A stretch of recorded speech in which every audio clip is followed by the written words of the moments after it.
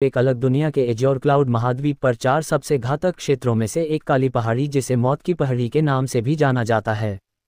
कहते हैं कि इस पहाड़ी से जो भी नीचे गया है वो कभी जीवित नहीं बच सका। पिछले 3 वर्षों के दौरान इस पहाड़ी से नीचे जाने वालों की संख्या बहुत अधिक हो गई है, जिनमें से कोई भी जीवित नहीं लौटा, जिसमें 3 स्वर्गीय सम्राट रैंक के अत्यंत शक्तिशाली लोग भी शामिल थे। इस समय इस पहाड़ी के किनारे पर एक काले बालों वाला, काली आंखों वाला लड़का एक चट्टान के सहारे खड़ा हुआ था। उसके काले बाल उसके कंधों तक लहरा रहे थे। उसकी हाइट लगभग 6.5 फीट होगी। गठीला बदन, गोरा रंग, बिल्कुल किसी देवता की तरह। उसके शरीर की बनावट इतनी आकर्षक थी कि कोई भी लड़की उसे पहली ही नज़र में अपना दिल दे बैठे। लेकिन इस समय उसके काले कपड़ों के ऊपर हर जगह खून ही खून था। उसके सुंदर शरीर पर कई खुले घाव थे। उसकी छाती फूल गई थी, उसकी सांसें भारी होती जा रही थीं। उसका पूरा शरीर और मांसपेशियां हल्की हल्की कांप रही थी, जो साफ तौर पर उसकी थकावट का संकेत दे रही थीं। अगर वहां पर वो चट्टान ना होती तो शायद वो अपने पैरों पर खड़ा भी नहीं हो पाता। हालांकि उसकी आंखें कोल्ड ब्लेडों की तरह ठंडी और शांत थी। उसके चेहरे पर एक तिरस्कार भरी मुस्कान थी। उसके चारों ओर सैकड़ों की संख्या में लाशों का ढेर था। उस लड़के को देखकर ऐसा लग रहा था जैसे कि उसने अभी अभी एक भयानक लड़ाई लड़ी थी और अकेले ही इन सैकड़ों लाशों का ढेर लगा दिया हो। लेकिन अभी भी उसके सामने लोगों की एक अंधेरी भीड़ खड़ी थी, जिसने उसके सारे रास्ते बंद कर रखे थे। इस भीड़ में से एक व्यक्ति की आवाज़ पूरी पहाड़ी में गूंजती है, देखो तुम अब चारों ओर से घिर गए हो। अब तुम्हारे पास भागने का कोई रास्ता नहीं है। इसलिए अगर तुम वो आकाश विश्वमोती हमें पकड़ा देते हैं तो शायद हम तुम्हें जीवित रहने का एक मौका दे सकते हैं। तभी एक और व्यक्ति बोलता है, यदि तुम जल्दी से जल्दी आकाश विश्वमोती के साथ सरेंडर करते हो तो हम तुम्हें एक आसान मौत दे सकते हैं, वरना फिर एक दर्दनाक मौत का स्वाद चखने के लिए तैयार हो जाओ। एक और आवाज़ उस लड़के के कानों में पड़ती है, अथर्वदेव इतने जिद्दी मत बनो। आकाश विश्वमोती इस महाद्वीप की सबसे पवित्र वस्तु है और तुम इस पवित्र वस्तु के योग्य नहीं हो। भीड़ से इसी तरह एक के बाद एक आवाज़ें आ रही थी। वहां पर मौजूद वो सभी लोग न्याय और धार्मिकता जैसे शब्द चिल्ला रहे थे, जो खुद एक साथ मिलकर एक अकेले लड़के पर हमला कर रहे थे। अगर कोई भी व्यक्ति वहां से गुजरता तो इस अंधेरी भीड़ को देखकर ही भयभीत हो जाए। लोगों की इस भीड़ में एज्योर क्लाउड महाद्वीप के सबसे शक्तिशाली गुटों का समावेश था और गुटों के सभी लीडर उपस्थित थे, वो सिर्फ एक 27 साल के लड़के को मारने के लिए। यह कोई बड़ी बात नहीं थी कि अगर इनमें से किसी एक को भी उठाया जाए तो वह एक ऐसा व्यक्ति होगा जो अकेला ही किसी भी क्षेत्र को तहस नहस करके रख सकता था। अब वे सभी मिलकर इस युवा लड़के के पीछे पड़े हुए थे, विशेष रूप से उसके हाथ में उपस्थित आकाश विश्वमोती के लिए, जो कि एज्योर क्लाउड महाद्वीप की सबसे पवित्र वस्तु थी। वे सभी पिछले 3 दिनों से अथर्व का शिकार कर रहे थे और वे अपनी मेहनत का फल पाने का और इंतजार नहीं कर सकते थे। और वे धीरे धीरे अथर्वदेव की ओर बढ़ने लगे। तभी अथर्व ठंडे स्वर में हंसा और अपना दाहिना हाथ ऊपर उठाया और बोला, तुमको ये चाहिए आकाश विश्वमोती। उसके हाथ में मंद चमक वाली एक हरे रंग का मोती दिखाई दिया। जैसे ही यह मोती चमका, हर कोई अपनी जगह पर रुक गया। हरे मोती को देखकर उनकी आंखें लालच से चमक उठी थीं। ये सभी लोग जो दुनिया को डराने के लिए तो काफ़ी ताकतवर थे, लेकिन अथर्वदेव की नज़र में वे केवल गंदे और मूर्ख थे। उसने एक बार फिर अपनी तलवार पर धीरे धीरे पकड़ मजबूत की और लड़ने को तैयार हुआ और अपनी ओर आती हुई भीड़ को तिरस्कार से देखा। भीड़ ने भी अथर्व के इरादों को भांप लिया और एक फिर वे उसकी ओर आकाश विश्वमोती छीनने के लिए तेजी से आगे बढ़ने लगे और एक साथ मिलकर कई लोगों ने अथर्व पर हमला किया। लेकिन अथर्व ने उन सभी के हमले का सामना अपनी तलवार से किया और एक ही बार में 8 से 10 लोगों को मौत के घाट उतार दिया। और वो इसी तरह अपनी ओर आते हुए लोगों को बेरहमी से मौत के घाट उतारता रहा, लेकिन लोगों की भीड़ कम होने का नाम ही नहीं ले रही थी और वो वक्त के साथ साथ और भी थकान महसूस करने लगा था। धीरे धीरे उसकी सारी शक्ति कम होती जा रही थी। अथर्व भी अच्छी तरह से अपनी शक्ति को कम होता हुआ महसूस कर पा रहा था, लेकिन लड़ने के अलावा उसके पास और कोई रास्ता नहीं था। लेकिन वो ये भी जानता था कि असली समस्या ये भीड़ नहीं, असली समस्या तो शक्तिशाली गुटों के लीडर हैं जो दूर खड़े होकर लड़ाई को देख रहे थे। अथर्व को धीरे धीरे समझ आ गया था आज वो इन लोगों से जीवित नहीं बच सकता है। और जैसे ही ये विचार उसके मन में आया तो उसने मन ही मन कहा, ठीक, अगर आज मेरा मरना लिखा ही है तो यही सही, लेकिन मैं मरने से पहले इनको इतना नुकसान पहुंचाऊंगा जितना कि इन लोगों ने कभी सोचा भी नहीं होगा। और वो इसी सोच के साथ अपना दाहिना हाथ ऊपर उठाता है जिसमें आकाश विश्वमोती था, और हाथ उठाते ही आकाश विश्वमोती से भयंकर मात्रा में जहर निकलता है जो कि पूरी पहाड़ी को अपने आगोश में ले लेता है। उसे ऐसा करते देख सभी ताकतवर गुटों के लीडर जोर से चिल्लाते हैं, जल्दी से सुरक्षा कवच बनाओ। और वे सभी अपने चारों ओर एक मजबूत सुरक्षा कवच बना लेते हैं जिससे वे उस जहर से बच जाते हैं। लेकिन जो लोग थोड़े से भी कमजोर थे उनका सुरक्षा कवच एक झटके में जहर के प्रभाव से पिघल जाता है और एक झटके में उनके शरीर काले पड़ जाते हैं और एक ही बार में सैकड़ों की संख्या में लोग मौत की नींद से जाते हैं। इसका सबसे ज्यादा प्रभाव उन लोगों पर पड़ता है जो अथर्व के सबसे ज्यादा पास थे और उससे युद्ध कर रहे थे। जहर के प्रभाव से उनकी हड्डियां तक गल जाती है और उनके शरीर का कोई नामो निशान तक नहीं बचता है। लेकिन अथर्व आकाश विष मोती के लगभग सारे जहर का उपयोग कर लिया था और ऐसा करने के लिए उसे अपने शरीर की बची खुची सारी शक्ति का उपयोग करना पड़ा था, इसलिए उसकी हालत भी बहुत खराब हो चुकी थी। वो मुश्किल अपने पैरों पर खड़ा था। वहीं जब धीरे धीरे जहर का कोहरा हटता है तो शक्तिशाली गुटों के लीडर देखते हैं कि एक झटके में उनके साथ आए लोगों की संख्या आधे से भी कम हो गई थी, तो वो गुस्से से बौखला उठते हैं और उनमें से एक लीडर जोर से चिल्लाते हुए कहता है, अथर्व, हमने तुझे जीवित रहने का एक मौका दिया था, लेकिन अफसोस कि तुमने मौत को चुना, तो अब मरने के तैयार हो जाओ। और अपनी इसी वाक्य के साथ वो शक्तियों से भरा भाला सीधा उसकी ओर फेंकता है। वो भाला सीधा अथर्व के सीने की ओर तेजी से बढ़ता है। अथर्व इस हमले बच नहीं पाता है और वो शक्तियों से भरा भाला सीधा अथर्व के सीने में धंस जाता है और उसकी जोर से चीख निकलती है, आ हा। वो अपने घुटनों के बल नीचे गिर जाता है और धीरे धीरे उसकी बंद हो जाती हैं और पूरी पहाड़ी पर खामोशी छा जाती है। कुछ देर की खामोशी के बाद जब गुटों के लीडर देखते हैं कि अथर्व अब अपनी जगह से हिल भी नहीं रहा है, तो वो समझ जाते हैं कि अब उसका अंत हो चुका है और वे पास में ही खड़े एक सैनिक को आदेश देते हैं, जाओ उसके हाथ से वो आकाश विष मोती ले आओ। वो सैनिक धीरे धीरे अथर्व की ओर बढ़ता है और उसके पास जाकर उसके हाथ से आकाश विष मोती लेने के उसकी बंद मुट्ठी खोलता है, तो वह देखता है कि वह अपनी सारी ताकत लगाने के बाद भी अथर्व की बंद मुट्ठी नहीं खोल पा रहा है कि तभी अचानक अथर्व की बंद आंखें एक झटके में खुलती हैं, जिसे देख उस सैनिक का चेहरा डर के मारे पीला पड़ जाता है और वो लड़खड़ाते हुए पीछे हटने लगता है। लेकिन जब तक वो पीछे होता तब तक अथर्व की तलवार उसकी गर्दन के आर पार हो जाती है। फिर अथर्व अपने सीने में धंसे भाले को देखता है और उसे अपने सीने से बाहर खींचता है। भाला बाहर निकलते ही उसके सीने से खून की एक तेज धार निकलती, जिससे उसके काले कपड़े खून से लाल हो जाते हैं। फिर वो अपनी नज़र उन लीडरों की करता है। उसकी आंखों में गहरी नफरत साफ देखी जा सकती थी।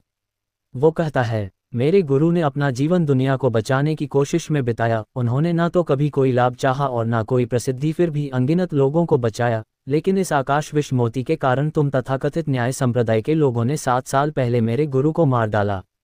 मुझे नफरत है, अपने आप से नफरत है, क्योंकि मैं इतना बेकार हूं कि मैंने इन 7 वर्षों में तुम सभी बकवास न्याय संप्रदायों को खत्म नहीं किया। उसके हर शब्द में गहरी नफरत भरी हुई थी।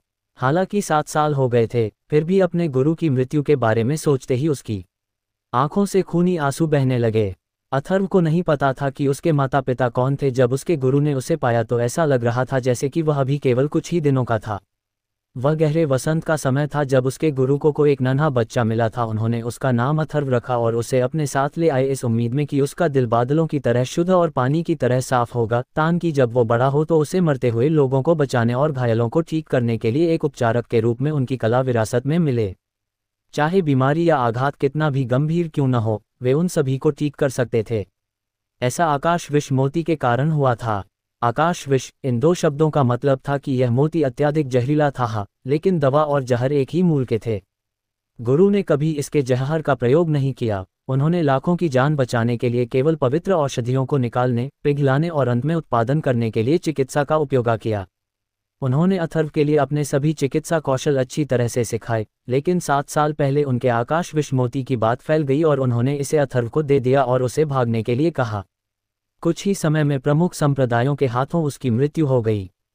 जब उसके गुरु की मृत्यु की खबर अथर्व तक पहुंची तो 3 दिनों तक रोता रहा। नफरत की जड़ उसके दिल में मजबूती से जीम हुई थी और अब उसने औषधीय कला में अभ्यास करना छोड़ दिया। इसके बजाय उसने आकाश विष मोती से जहर सोख लिया। बदला लेना ही उसका एकमात्र लक्ष्य बन गया। 7 साल के बाद उसने जहर पर महारत हासिल कर ली और बदले की भावना प्रकट की। 10 दिनों से भी कम समय में जहर हजारों मील तक फैल गया, जिससे अनगिनत लोगों की मौत हो गई। साथ ही पूरे एज्योर क्लाउड महाद्वीप पर दहशत फैल गई। इसने ताकतवर और पराक्रमी लोगों को आकर्षित किया क्योंकि वे इस खजाने से मोहित गए थे और उन्होंने आकाश विष मोती को प्राप्त करने के लिए अथर्व की खोज करना शुरू कर दी और आज स्थिति यहाँ तक आ पहुंची है।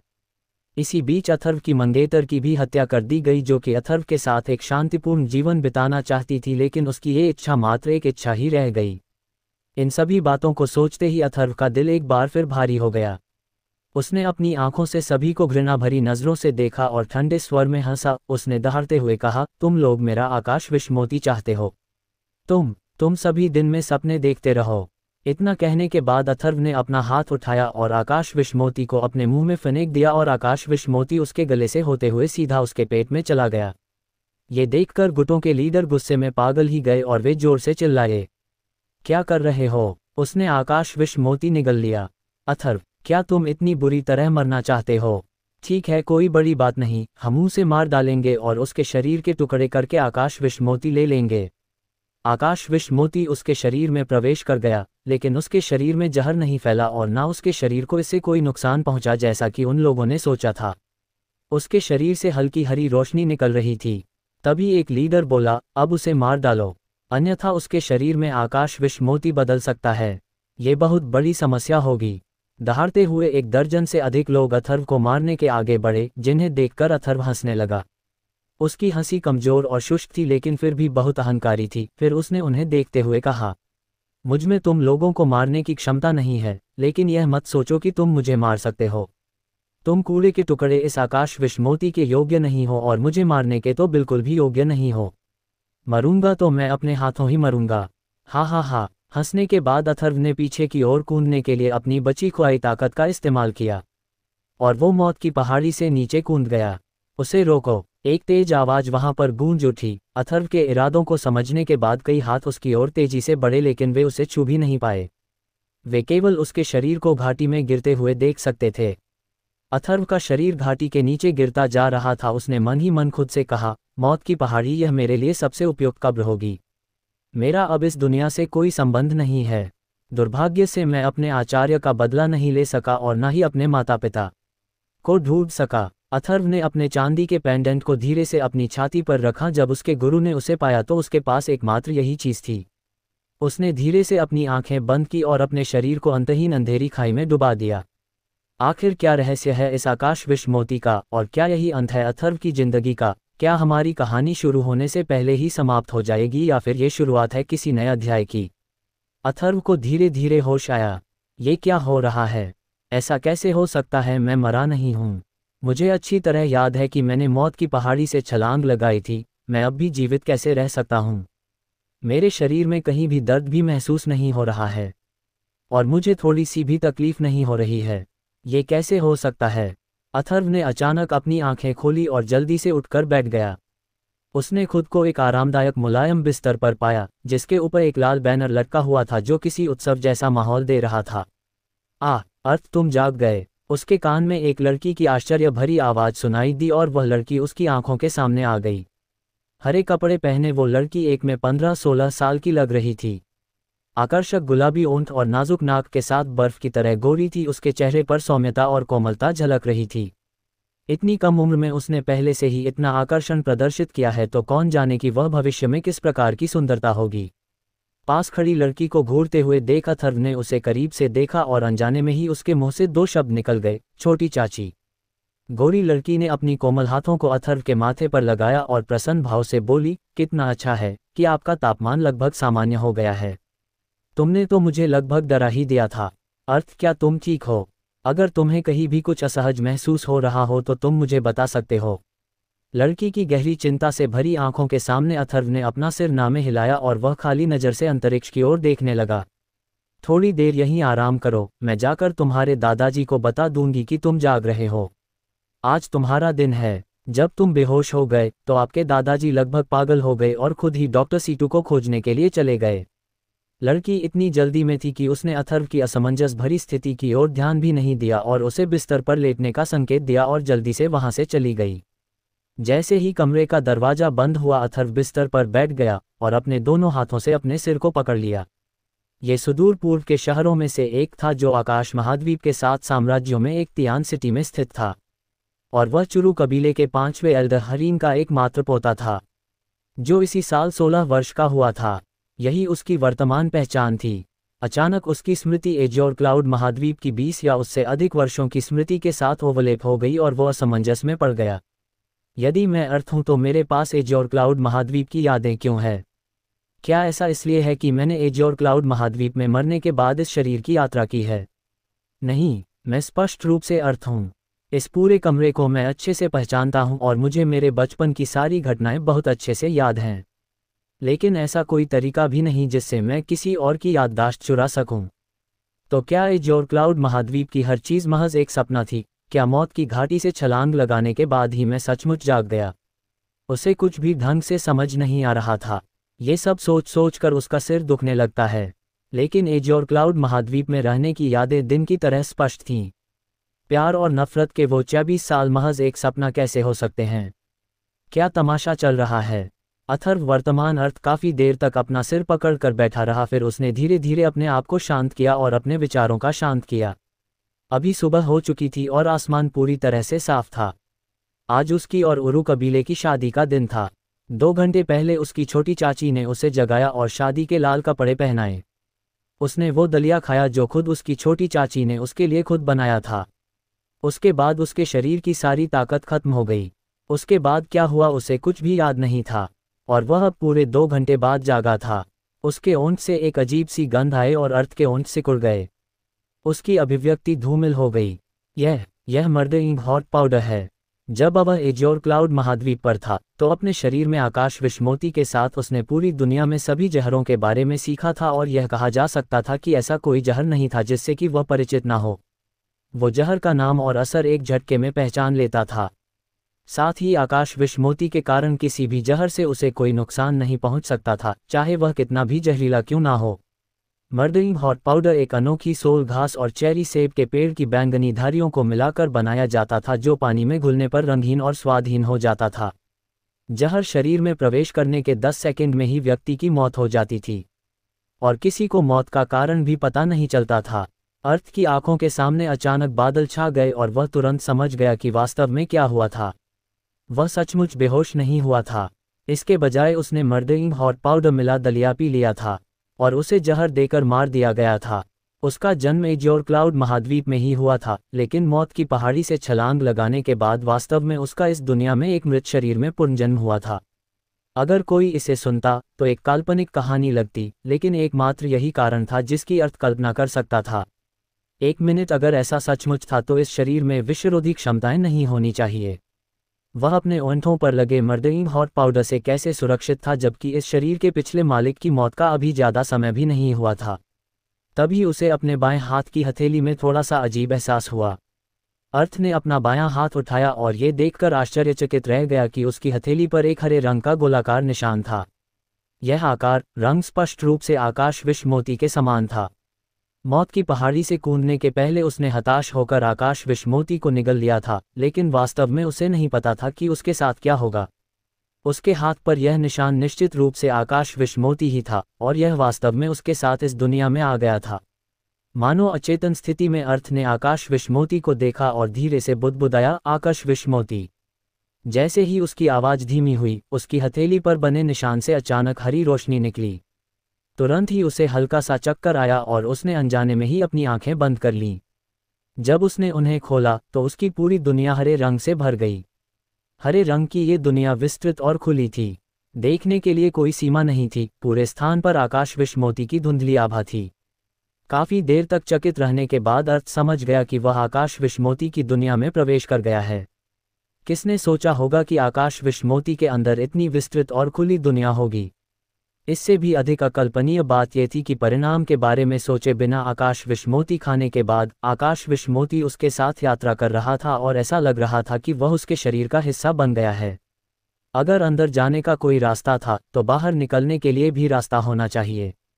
अर्थ ने अपनी आंखें बंद की और अपने विचारों पर ध्यान केंद्रित किया। अचानक हरे रंग की दुनिया गायब हो गई, और जब दोबारा उसने अपनी आंखें खोली तो उसकी दृष्टि में वही कमरा था जिससे वह परिचित था। अपनी हथेली में गहरे हरे रंग को देखकर अर्थ धीरे से मुस्कुराया। हालांकि यह पता नहीं था कि यह हास्यपद घटना क्यों घटी। न केवल उसने पुनर्जन्म लिया, बल्कि दोनों जीवन की यादें भी बरकरार रखीं। शायद भगवान भी 2 जिंदगियों का दुख नहीं देख सके और उन्हें दया आ गई, इसलिए उन्होंने उसे दोबारा जीने का मौका दिया। अथर्व एजोर क्लाउड महाद्वीप के अनगिनत सबसे शक्तिशाली व्यक्तियों के उत्पीड़न का शिकार था, और अंत में उसकी मृत्यु हो गई, लेकिन उसने अपने दम पर दुनिया को हिलाकर रख दिया था। हालांकि अभी उसका शरीर औसत ही था। बिना रोक टोक के कहें तो इसे कमजोरी का प्रतीक माना जा सकता है।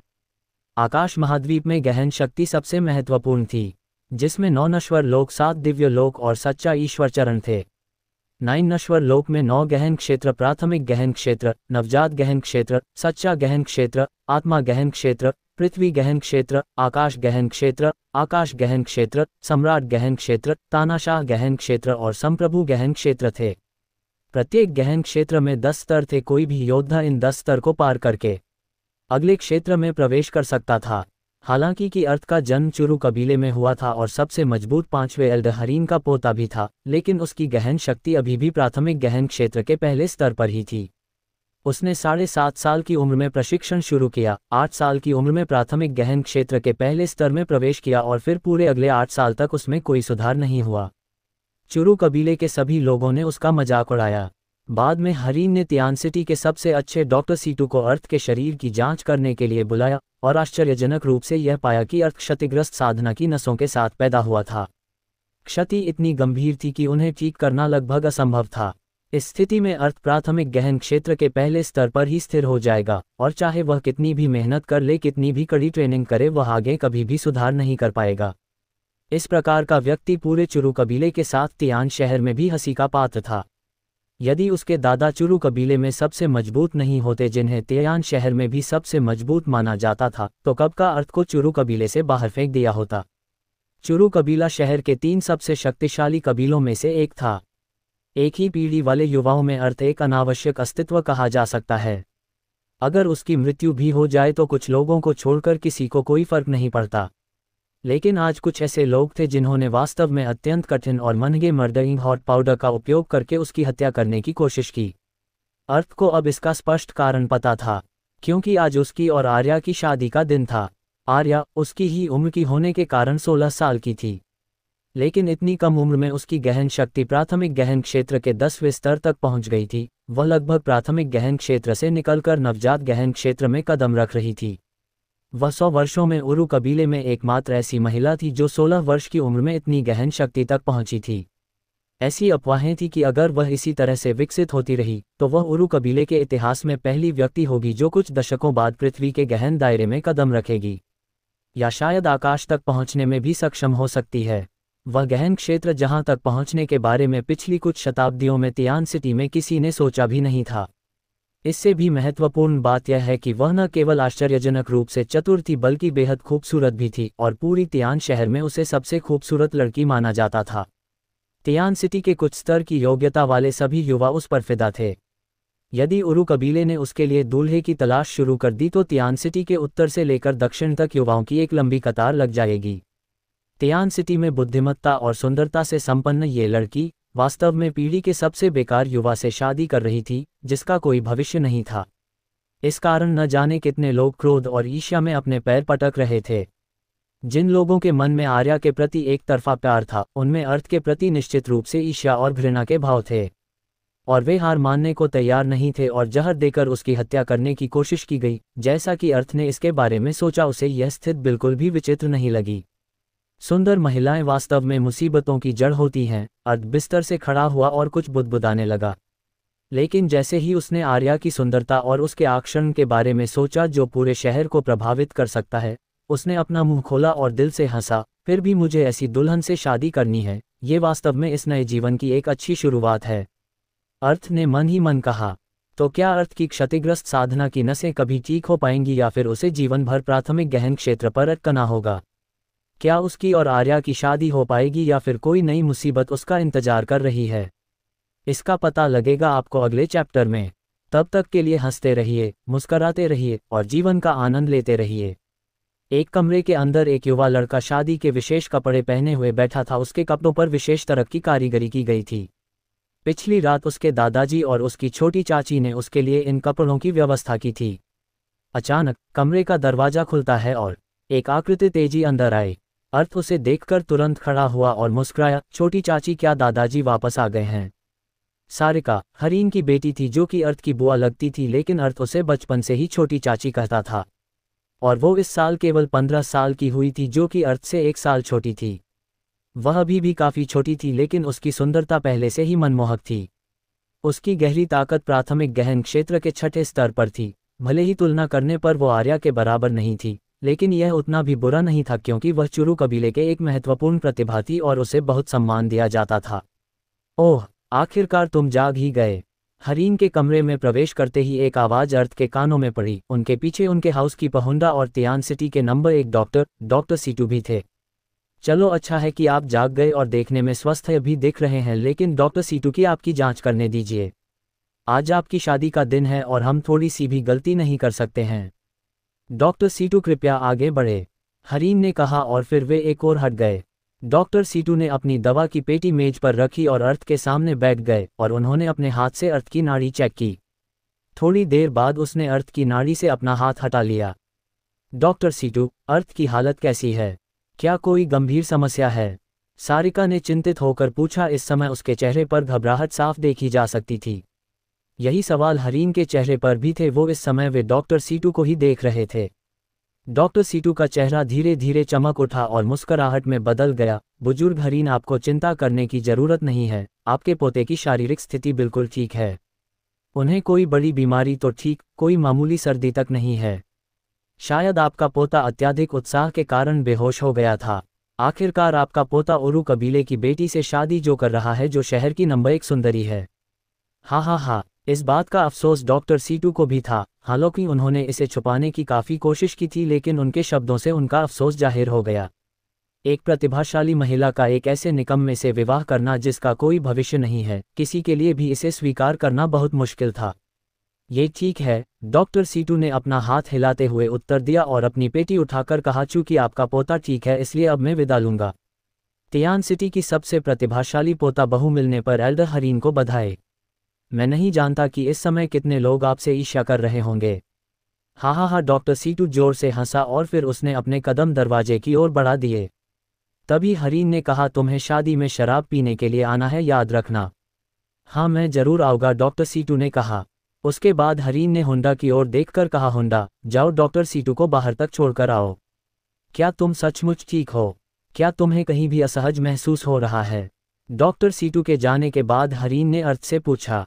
वो अभी भी चिंतित थे और सोच में डूबे हुए थे जब अर्थ अचानक से बेहोश हो गया था। उसका तापमान गिर गया और उसकी जीवन शक्ति कम हो गई। ये सिर्फ अति उत्साहित का नतीजा नहीं हो सकता। अर्थ की वर्तमान स्थिति को देखते हुए वो वास्तव में ठीक लग रहा था, लेकिन हरीन अभी भी दिल में उस छोटे से संदेह को दूर नहीं कर सका। मैं सचमुच ठीक हूँ दादाजी, आप निश्चित रहें, अर्थ ने सहजता से कहा। फिर जैसे ही उसने हरीन की ओर देखा तो अचानक ही उसके चेहरे पर खटास आ गई और उसे सफ़ेद बालों से भरे सिर के साथ एक चिंतित चेहरा दिखाई दिया। चुरू कबीले में 5 एल्डर थे और हालांकि हरीन 5वां एल्डर था, वह कबीले में सबसे मजबूत व्यक्ति था। 5 साल पहले उसने आत्मा गहन क्षेत्र के 10वें स्तर में कदम रखा था और वह अब उसके शिखर पर था और उसके पास पृथ्वी गहन क्षेत्र में प्रवेश करने का अवसर था। यह एक ऐसा स्तर था जिसका अनगिनत लोगों ने सपना देखा था। वो अभी 55 साल के ही थे, लेकिन उनके सभी बाल पहले ही सफ़ेद हो गए थे। अर्थ जब भी उनके सफ़ेद बालों को देखता तो उसका दिल कड़वाहट से भर जाता था।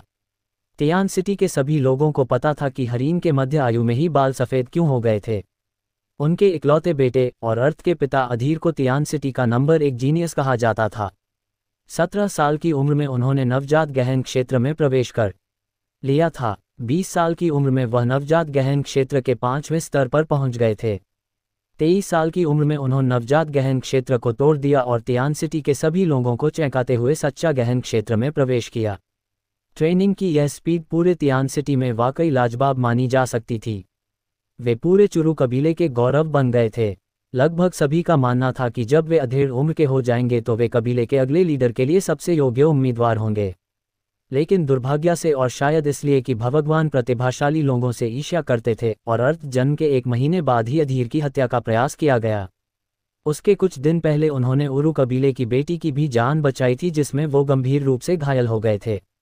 इस कारण अपनी आधी ताकत के साथ ही उन्होंने हत्यारों का मुकाबला किया और उन्होंने अपनी अंतिम सांस ली। अपने प्यार को खोने के गम में कुछ समय बाद ही उनकी पत्नी का दिल टूट गया और वो भी उनसे मिलने चली गई। अपने बेटे को खोने के भारी सदमे के कारण हरीन के बाल रातों रात सफ़ेद हो गए। 9 महीने बाद सारिका का जन्म हुआ। उसकी मां को भी अपने इकलौते बेटे को खोने का कष्ट सहना पड़ा और 1 महीने बाद इसी दुख में उनकी भी मृत्यु हो गई। कोई नहीं जानता था कि हरीन ने अपने बेटे, बहू और पत्नी के निधन के बाद वर्षों तक अपना जीवन कैसे बिताया। उनके सफ़ेद बालों में अथाह पीड़ा, घृणा और अवर्णनीय दुख समाहित था। आज तक वे अपने बेटे के हत्यारों का पता नहीं लगा सके। बाद में उन्होंने अपनी सारी इच्छाएं और आशाएं अर्थ पर डाल दी, लेकिन उसके क्षतिग्रस्त मिस्टिक वेन के साथ पैदा होने को एक और क्रूर सत्य उनके ऊपर बिजली की तरह गिरा। हालांकि अपने निराश पोते का सामना करते हुए हरीन ने कभी भी निराशा या रोष को कोई संकेत नहीं दिखाया। उनकी नज़रों में क्षतिग्रस्त नसों के साथ पैदा होने का मतलब था कि उनका भाग्य ही खराब था, और इस तरह के अन्याय के कारण उनकी निंदा नहीं की जानी चाहिए। अर्थ के प्रति उदासीन नहीं होना चाहिए या उसका उपहास नहीं करना चाहिए, बल्कि इसकी भरपाई के लिए उससे और अधिक प्यार करना चाहिए। वर्षों से वह हमेशा क्षतिग्रस्त मिस्टिक वेन की मरम्मत के लिए किसी भी संभावित तरीके की तलाश कर रहे थे, लेकिन मिस्टिक वेन किसी की गहन शक्ति की जीवन रेखा थी, और इन्हें इतनी आसानी से कैसे ठीक किया जा सकता है। हालांकि अर्थ को दूसरों द्वारा नज़रअंदाज किया गया था और बड़े होने के दौरान दूसरों की उपहास भरी नज़रों का सामना करना पड़ा था, फिर भी वह ऐसे दादा को पाकर खुद को भाग्यशाली महसूस करता था। हरीन के सफ़ेद बालों को देखकर अर्थ की आंखें धीरे धीरे तेज हो गई और उसने मन ही मन कहा, चूंकि भगवान ने मुझे ये दूसरा मौका दिया और मुझे अपनी दोनों यादें रखने दी, इसलिए मुझे कड़ी ट्रेनिंग करनी होगी। क्या हुआ अगर मेरी मिस्टिक वेन्स टूटी हुई हैं? मैं एक चिकित्सा संत का उत्तराधिकारी हूँ। जब तक मुझे सही जड़ी बूटियाँ मिलती हैं, तो 3 सप्ताह की छोटी अवधि में मैं अपनी गहरी नसों को पूरी तरह सामान्य स्थिति में वापस ला सकता हूँ। आप ठीक हैं, ये सुनना अद्भुत है। उसे ठीक देखकर हरीन को अंततः एक राहत महसूस हुई। वो चमकते हुए आकाश की ओर देखते हुए बोला, ठीक है, अब तुम तैयारी करो, जब तक मैं शादी की टीम की तैयारी करता हूँ। अच्छा, एक बात और, तुम घुड़सवारी करना चाहोगे या फिर गाड़ी में बैठना चाहते हो? यदि वो कल का अर्थ होता तो वो निश्चित रूप से ही गाड़ी का ही उत्तर देता। हालांकि वह एक बुजुर्ग का एकमात्र पोता था, उस दर्जे के बिना उसे बेकार कहा जा सकता था, क्योंकि उसमें और आर्या में जमीन आसमान का अंतर था। उरु कबीले के लिए अपनी दुल्हन की राह पर इसमें कोई संदेह नहीं था कि उसे अनगिनत उंगलियों का सामना करना पड़ेगा और ईर्ष्या की झलकियां भी झेलनी पड़ेगी। कोई कल्पना कर सकता है कि यदि किसी का ऐसी नकारात्मक भावना से सामना हो तो कैसी भावनाएं उभरेंगी। अर्थ ने हल्की मुस्कान के साथ हंसते हुए कहा, बेशक मैं घोड़े पर सवार होकर जाऊंगा, आपको मेरी चिंता करने की जरूरत नहीं है। दादाजी आर्या कुलीन हो सकती है, लेकिन उनका हमारे चुरू परिवार की बहू बनना पहले से ही तय है। मैं खुले तौर पर उसके घर गरिमा और सम्मान के साथ शादी करूंगा, ताकि हमें बदनामी ना झेलनी पड़े। हरीन ने कभी नहीं सोचा था कि उसका पोता ऐसी बात कहेगा, और इसी के साथ उसके चेहरे पर एक हल्की मुस्कान आ गई और धीरे से सिर हिलाया। उसके बाद वो कमरे से बाहर चला गया और दरवाज़ा बंद कर दिया। उसके बाहर जाते ही सारिका अर्थ के सामने खड़ी हो गई और अपने ओंठ सिकोड़ लिए और अजीब सा मुंह बनाते हुई बोली, तो आप शादी के उत्साह के कारण बेहोश हो गए थे और मैं बेकार में ही तुम्हारी चिंता कर रही थी। तुम आर्या से इतनी बार मिले भी नहीं हो और पहले से ही उसके इतने दीवाने हो। ओह ठीक है, वह हमारे तियान सिटी की नंबर 1 सुंदरता जो है। हो। सरिका की बात सुनकर अर्थ ने अपने हाथ हिलाए और बोला, ये कैसे संभव है? माना कि आर्या काफ़ी सुंदर है, लेकिन मुझे लगता है कि छोटी चाची ज़्यादा सुंदर है। अगर मैं सच में उसकी वजह से बेहोश हुआ होता तो मैं इस जीवन में न जाने कितनी बार बेहोश हुआ होता। क्या कि छोटी चाची तो हर दिन मेरे साथ होती है। हे। सारिका के चेहरे पर तुरंत एक मीठी मुस्कान आ गई और वह खिलखिला उठी और बोली, तुम जानते हो कि मुझे कैसे खुश करना है। वैसे ये ठीक भी है कि अगर तुम आर्या से शादी करने की जल्दी में बेहोश हुए हो, क्योंकि आर्या है ही इतनी खूबसूरत और प्रतिभाशाली कि बहुत सारे लोग उससे शादी करने का सपना देखते हैं, लेकिन अंत में वो मेरे परिवार के अर्थ से शादी करने जा रही है। तभी दरवाजे पर दस्तक हुई और पुराने गृहस्वामी हितेश की आवाज़ आई, युवा मास्टर, अब अपनी दुल्हन से मिलने जाने का समय हो गया है। सारिका ने एक नज़र अर्थ के कपड़ों पर डाली और अचानक चिंतित होकर बोली, अंकल हितेश, थोड़ी देर रुकिए, हम अभी आए। और वह अर्थ के सामने चली गई और उसके कपड़ों को ठीक करते हुए बोली, यह पोशाक पहनना काफ़ी कठिन है। पहले की घटनाओं के कारण आपके कपड़े अस्त व्यस्त हो गए हैं, मैं इन्हें अभी ठीक कर देती हूँ। बर्फ जैसे सफ़ेद नाजुक हाथों की एक जोड़ी ने जल्दी से काम शुरू किया और उसके कॉलर ठीक किया और उसकी ढीली बेल्ट को दोबारा से बांध दिया। सारिका की हरकतें कुछ अजीब थी, जिन पर अर्थ ने सावधानीपूर्वक ध्यान दिया और धीरे से सारिका की ओर देखा, जिससे उसकी आंखें धुंधली हो गईं। आज वह आर्या से शादी करने जा रहा था, लेकिन वो जानता था कि आर्या उससे शादी नहीं कर रही थी, क्योंकि वो अर्थ से वास्तव में सच्चा प्यार नहीं करती थी।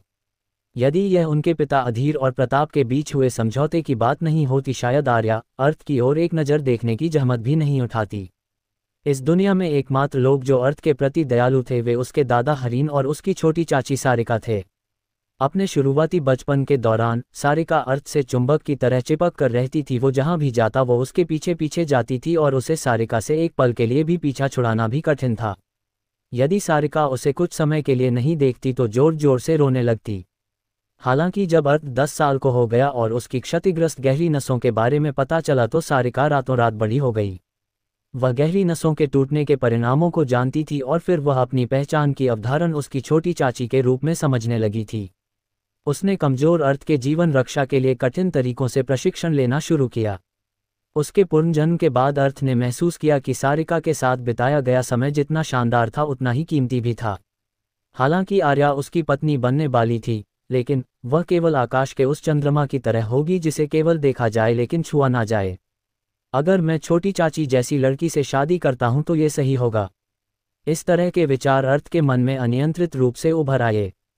जैसे ही इस तरह का विचार अर्थ के दिमाग आया उसने झट से सारिका के गाल पर एक किस कर दी। सारिका जोर से चिल्लाई और एक डरे हुए खरगोश की तरह पीछे की ओर उछल गई। उसकी खूबसूरत आंखें आश्चर्य से चौड़ी हो गईं और बोली, तुमने मुझे फिर से चूमा। तुम्हारी प्रतिक्रिया हमेशा की तरह वैसी ही है। अर्थ ने अपने मासूम चेहरे के साथ कहा, जब हम छोटे थे तो हम हमेशा तुम्हारा पसंदीदा खेल चुंबन चुंबन खेलते थे, लेकिन आजकल जब भी मैं तुम्हें चूमने की कोशिश करता हूं तो तुम सदमे आ जाती हो। हाँ, तुम जानते हो कि यह तब था जब हम बच्चे थे।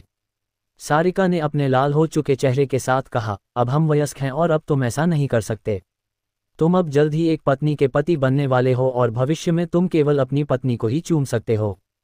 क्यों? अर्थ ने पूछा। क्योंकि मैं तुम्हारी छोटी चाची हूं। सारिका ने अपना पैर पटकते हुए उत्तर दिया। इस सवाल से उसकी सांसें थम गई थी। फिर अगर मैं तुम्हें चूमना चाहूं तो क्या करूं? शरारत से मुस्कराते हुए अर्थ ने अपना हाथ अपनी ठुड्डी पर रखते हुए कहा, फिर तो तुम्हें मुझसे शादी कर लेनी चाहिए। सारिका ने गुस्से में अपनी नाक चढ़ाते हुए कहा, अरे, आप मेरी छोटी चाची हैं, मैं तुमसे शादी कैसे कर सकता हूं? अर्थ ने अपनी आवाज़ धीमी करते हुए कहा, ये तो तुम जानते हो, लेकिन अगर तुमने एक और बार मुझे किस करने का साहस किया तो मैं तुम्हारी पत्नी को बता दूंगी। सारिका ने एक तिरछी मुस्कान के साथ कहा। तभी एक फिर हितेश की आवाज़ आई, युवा मास्टर, क्या आप तैयार हैं? हाँ, मैं अभी बाहर आ रहा हूँ। और अर्थ बाहर जाने के लिए तैयार हुआ। 2 कदम चलने के बाद सारिका ने अचानक उसका हाथ पकड़ लिया और गंभीर चेहरे के साथ कहा, जाने से पहले तुमने जो वादा किया था उसे एक बार फिर से दोहराओ, नहीं तो मैं तुम्हें जाने नहीं दूंगी। कल का वादा। अर्थ ने थोड़ी देर सोचा और बोला, अच्छा ठीक है। आर्या से शादी करने के बाद मैं छोटी चाची के बारे में सिर्फ इसलिए नहीं भूलूंगा क्योंकि मेरी एक पत्नी है। मैं छोटी चाची के साथ पहले की ही तरह उतना ही समय बिताऊंगा, छोटी चाची की आवाज़ें सुनूंगा और बुलाते ही पहले की तरह पहुंच जाऊंगा। मुझे नहीं लगता कि मैं एक भी शब्द भूला हूं। हे कितना अच्छा लड़का है। सारिका मधुरता से मुस्कराई, लेकिन उसने उसका हाथ नहीं छोड़ा और बोली, आज तुम्हें एक और वादा करना होगा। भले ही आर्या तुम्हारी पत्नी बनने वाली है, लेकिन तुम्हारे दिल में वो मुझसे आगे नहीं निकल सकती। जल्दी मुझसे ये वादा करो, जल्दी करो। अर्थ ने उसकी खूबसूरत आंखों को देखा और शरारती अंदाज में बोला, यदि तुम मुझे किस करती हो तो मैं ये वादा करूंगा। फिर तो मुझसे शादी करो। उसकी इस बात के आगे अर्थ कुछ नहीं बोल सका। युवा मास्टर, क्या आप अभी भी तैयार नहीं हैं? शुभ समय आगे बढ़ता जा रहा है। हितेश की आवाज़ फिर से बाहर से आई। अर्थ ने धीरे से अपना हाथ दरवाजे पर रखा, लेकिन उसे खोलने से पहले वो सारिका के कान में फुसफुसाया, मैं तुमसे ये वादा नहीं कर सकता क्योंकि मेरे दिल में तुम पहले से ही नंबर 1 पर हो। यहाँ तक 100 आर्या भी क्यों न हो, वो तुम्हारी बराबरी नहीं कर सकती हैं। तुम अनमोल हो और अगर तुम मेरी छोटी चाची नहीं होती फिर तो पक्का तुमसे ही शादी करता। और इतना कहकर वो तुरंत दरवाज़ा खोलकर बाहर चला गया। सारिका थोड़ी देर के लिए अपनी जगह पर ही खड़ी रही। उसके ओठों पर एक मुस्कान तैर गई और फिर वो खुशी खुशी कमरे से बाहर निकल गई। अर्थ जैसे ही कमरे से बाहर निकला, उसकी भव्य शादी की टीम उसका इंतजार कर रही थी। हितेश ने उसे देखकर मुस्कराते हुए कहा, युवा मास्टर, कृपया घोड़े पर बैठिए, रास्ते में आपकी हर चीज़ से रक्षा करूंगा। धन्यवाद अंकल हितेश। अर्थ अंकल हितेश को देखकर मुस्कुराया और तुरंत घोड़े पर बैठ गया। अचानक उसकी बाईं ओर से एक धीमी आवाज़ आई, ऐसा लगता है जैसे मैं बिल्कुल सही समय पर आया हूँ। क्या भाई अर्थ अब अपनी दुल्हन को वापस लेने जा रहे हैं? इसके लिए मेरी ओर से छोटे भाई अर्थ को ढेर सारी शुभकामनाएं। उस पर अर्थ की भौहें थोड़ी झुक गई और उसने देखा कि 2 युवक धीरे धीरे उसी की ओर आ रहे हैं। बात करने वाला एक 20 वर्षीय मध्यम कद का युवक था। वह देखने में काफ़ी हैंडसम दिख रहा था।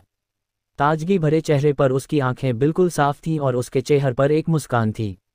उसके पीछे एक दुबला पतला युवक भी चल रहा था।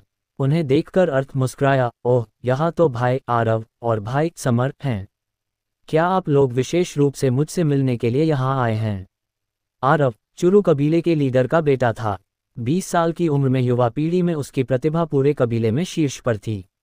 इस समय उसकी गहन शक्ति नवजात गहन क्षेत्र के तीसरे स्थान पर थी। वह अपने पिता जयान का गौरव और कबीले के भविष्य की आशा भी था। कबीले को उससे बहुत सी उम्मीदें थी, क्योंकि अगर कोई दुर्घटना नहीं हुई तो वह जरूर कबीले का अगला लीडर बनेगा। उसे देखकर ऐसा लगता था कि उसमें कई अच्छे गुण थे, लेकिन उसने कभी भी अहंकार नहीं किया। वह ऐसा व्यक्ति था जो सभी के प्रति दयालु और विनम्र था। यहाँ तक कि उसने अर्थ के प्रति भी, जिसे हर किसी के नज़र में विकलांग माना था, कोई बुरा बर्ताव नहीं किया। उसने कभी भी अर्थ का मजाक नहीं उड़ाया। वहीं आरव के पीछे वाले व्यक्ति समर की पहचान इतनी सरल नहीं थी। वह चुरू कबीले का साधारण शिष्य नहीं था, बल्कि वह दूसरे एल्डर का छोटा पोता था। 19 वर्ष की आयु में वो प्राथमिक गहन क्षेत्र के 9वें स्तर पर था। वह हमेशा से आरव के पीछे ही लगा रहता था और उसकी हर एक बात भी सुनता था। हालांकि वह अर्थ के प्रति उतना दयालु नहीं था जितना कि आरव दिखता था। भले ही वे दोनों एल्डरों के पोते थे, लेकिन उसने कभी भी अर्थ की कोई परवाह नहीं की। जब भी अर्थ उससे बात करने का प्रयास करता तो वो उसे या तो नज़रअंदाज कर देता या फिर नाक चढ़ाकर जवाब देता। चुरू कबीले के एल्डर के पोते के रूप में अर्थ के पास उसके पास न केवल अपना निवास स्थान था, बल्कि उसके पास एक छोटा सा आंगन भी था, जहां पर उसके दादा हरीन और उसकी छोटी चाची सारिका के अलावा बहुत कम लोग ही उससे मिलने आए थे। इस समय आरव और समर भी उसको शादी की यात्रा पर जाते देखने के लिए यहाँ पर आए थे।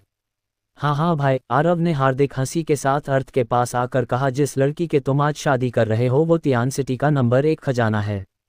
चूंकि तुम्हारे पास इस खजाने से शादी करने का मौका है, इसलिए तुम्हारा भाई तुम्हारे लिए बहुत खुश है। निसंदेह इससे मुझे थोड़ी जलन भी होती है। हाँ, अर्थ भी थोड़ा हंसा और बोला, भाई आरव की प्रतिभा को देखकर तो पूरे तियान सिटी की कोई भी लड़की आपको मना नहीं कर सकती। युवा मास्टर, अब हमें आगे बढ़ना चाहिए, हितेश ने कहा। भाई अर्थ, जल्दी करो, हम आपके चुरू कबीले में तियान सिटी का नंबर 1 खजाना शानदार ढंग से लाने का बेसब्री से इंतजार कर रहे हैं। आरव ने मुस्कराते हुए कहा। अर्थ ने सिर हिलाया और ढोल नगाड़ों के साथ उरू कबीले की ओर आगे बढ़ गया। आंगन से निकलते ही उसके चेहरे पर एक कड़वी मुस्कान आ गई और मन ही खुद से बोला, इसकी बातों से कितना अमृत टपक रहा था। ऐसा लगता है जैसे कि ये मेरा सबसे बड़ा हितैषी है। लेकिन तुझे क्या लगता है आरव कि मुझे पता नहीं कि तेरे अंदर मेरे प्रति कितना जहर भरा हुआ है? और तू क्या सोचता कि मुझे ये कभी पता नहीं चलेगा कि दलिया में मर्डरिंग हॉट पाउडर किसने मिलाया है? वहीं जिस क्षण आरव की नज़रों से अर्थ ओझल हुआ, उसकी मुस्कान ठंडी और धौंधली हो गई। वह अचानक मुड़ा और समर के चेहरे पर एक जोरदार थप्पड़ जड़ दिया। उसके थप्पड़ से समर का बायां गाल सूज गया। वह जल्दी से आरव के पैरों में गिर पड़ा और डरते हुए बोला, मैंने स्पष्ट रूप से मर्डरिंग हॉट पाउडर उसके दलिया में मिला दिया था और मुझे ये खबर भी मिली थी कि दलिया खाकर वो बेहोश हो गया। लेकिन मुझे यह नहीं पता कि वो जीवित कैसे है। आरन की भौहें सिकुड़ गईं और उसका चेहरा टेढ़ा हो गया। मैंने जहर पाते के लिए इतने पैसे खर्च किए ताकि डॉक्टर सीटू के पास भी इसका कोई इलाज ना हो, लेकिन तूने सब कुछ गुड़गोबर कर दिया। क्या तू ये चाहता कि मैं उस कचरे को आर्या से शादी करते हुए चुपचाप देखूं? आरव की बात सुनकर समर चापलूसी करते हुए बोला, बॉस वह अभी यहाँ से निकला है। हमारे पास एक मौका होगा। अगर हम युवान परिवार और अन्य लोगों को उसके प्रति उकसा देते हैं तो ऐसे अन्य बहुत से कुलीन लोग हैं जो आर्या को पसंद करते हैं, जो आर्या की अर्थ से शादी के बारे में बात सुनकर ही अपने दांत खुजलाने लगेंगे। अगर हम उन्हें थोड़ा प्रोत्साहित करें और एक साथ उसकी शादी खराब करने का प्रयास करें तो जरूर सक्षम होंगे। अगर यह इतना आसान होता तो क्या मैं मर्डरिंग हॉट पाउडर पाने के इतने पैसे खर्च करता? आरव ने बेरुखी से समर की ओर देखकर कहा। वो आगे बोला, वो अर्थ भले ही एक बेकार व्यक्ति है, लेकिन क्या तू नहीं जानता कि उसका दादा आत्मा गहन क्षेत्र के 10वें स्तर पर है? और साथ ही आर्या के पिता को भी इस शादी से कोई आपत्ति नहीं है। ऐसमें कौन है जो उरू कबीले और अर्थ को खुले तौर पर अपमानित करने की हिम्मत करेगा? भले ही युवेन परिवार और बांकी के लड़के एक साथ एकजुट हो जाएं, लेकिन उनके परिवार उन्हें कुछ भी नहीं करने देंगे।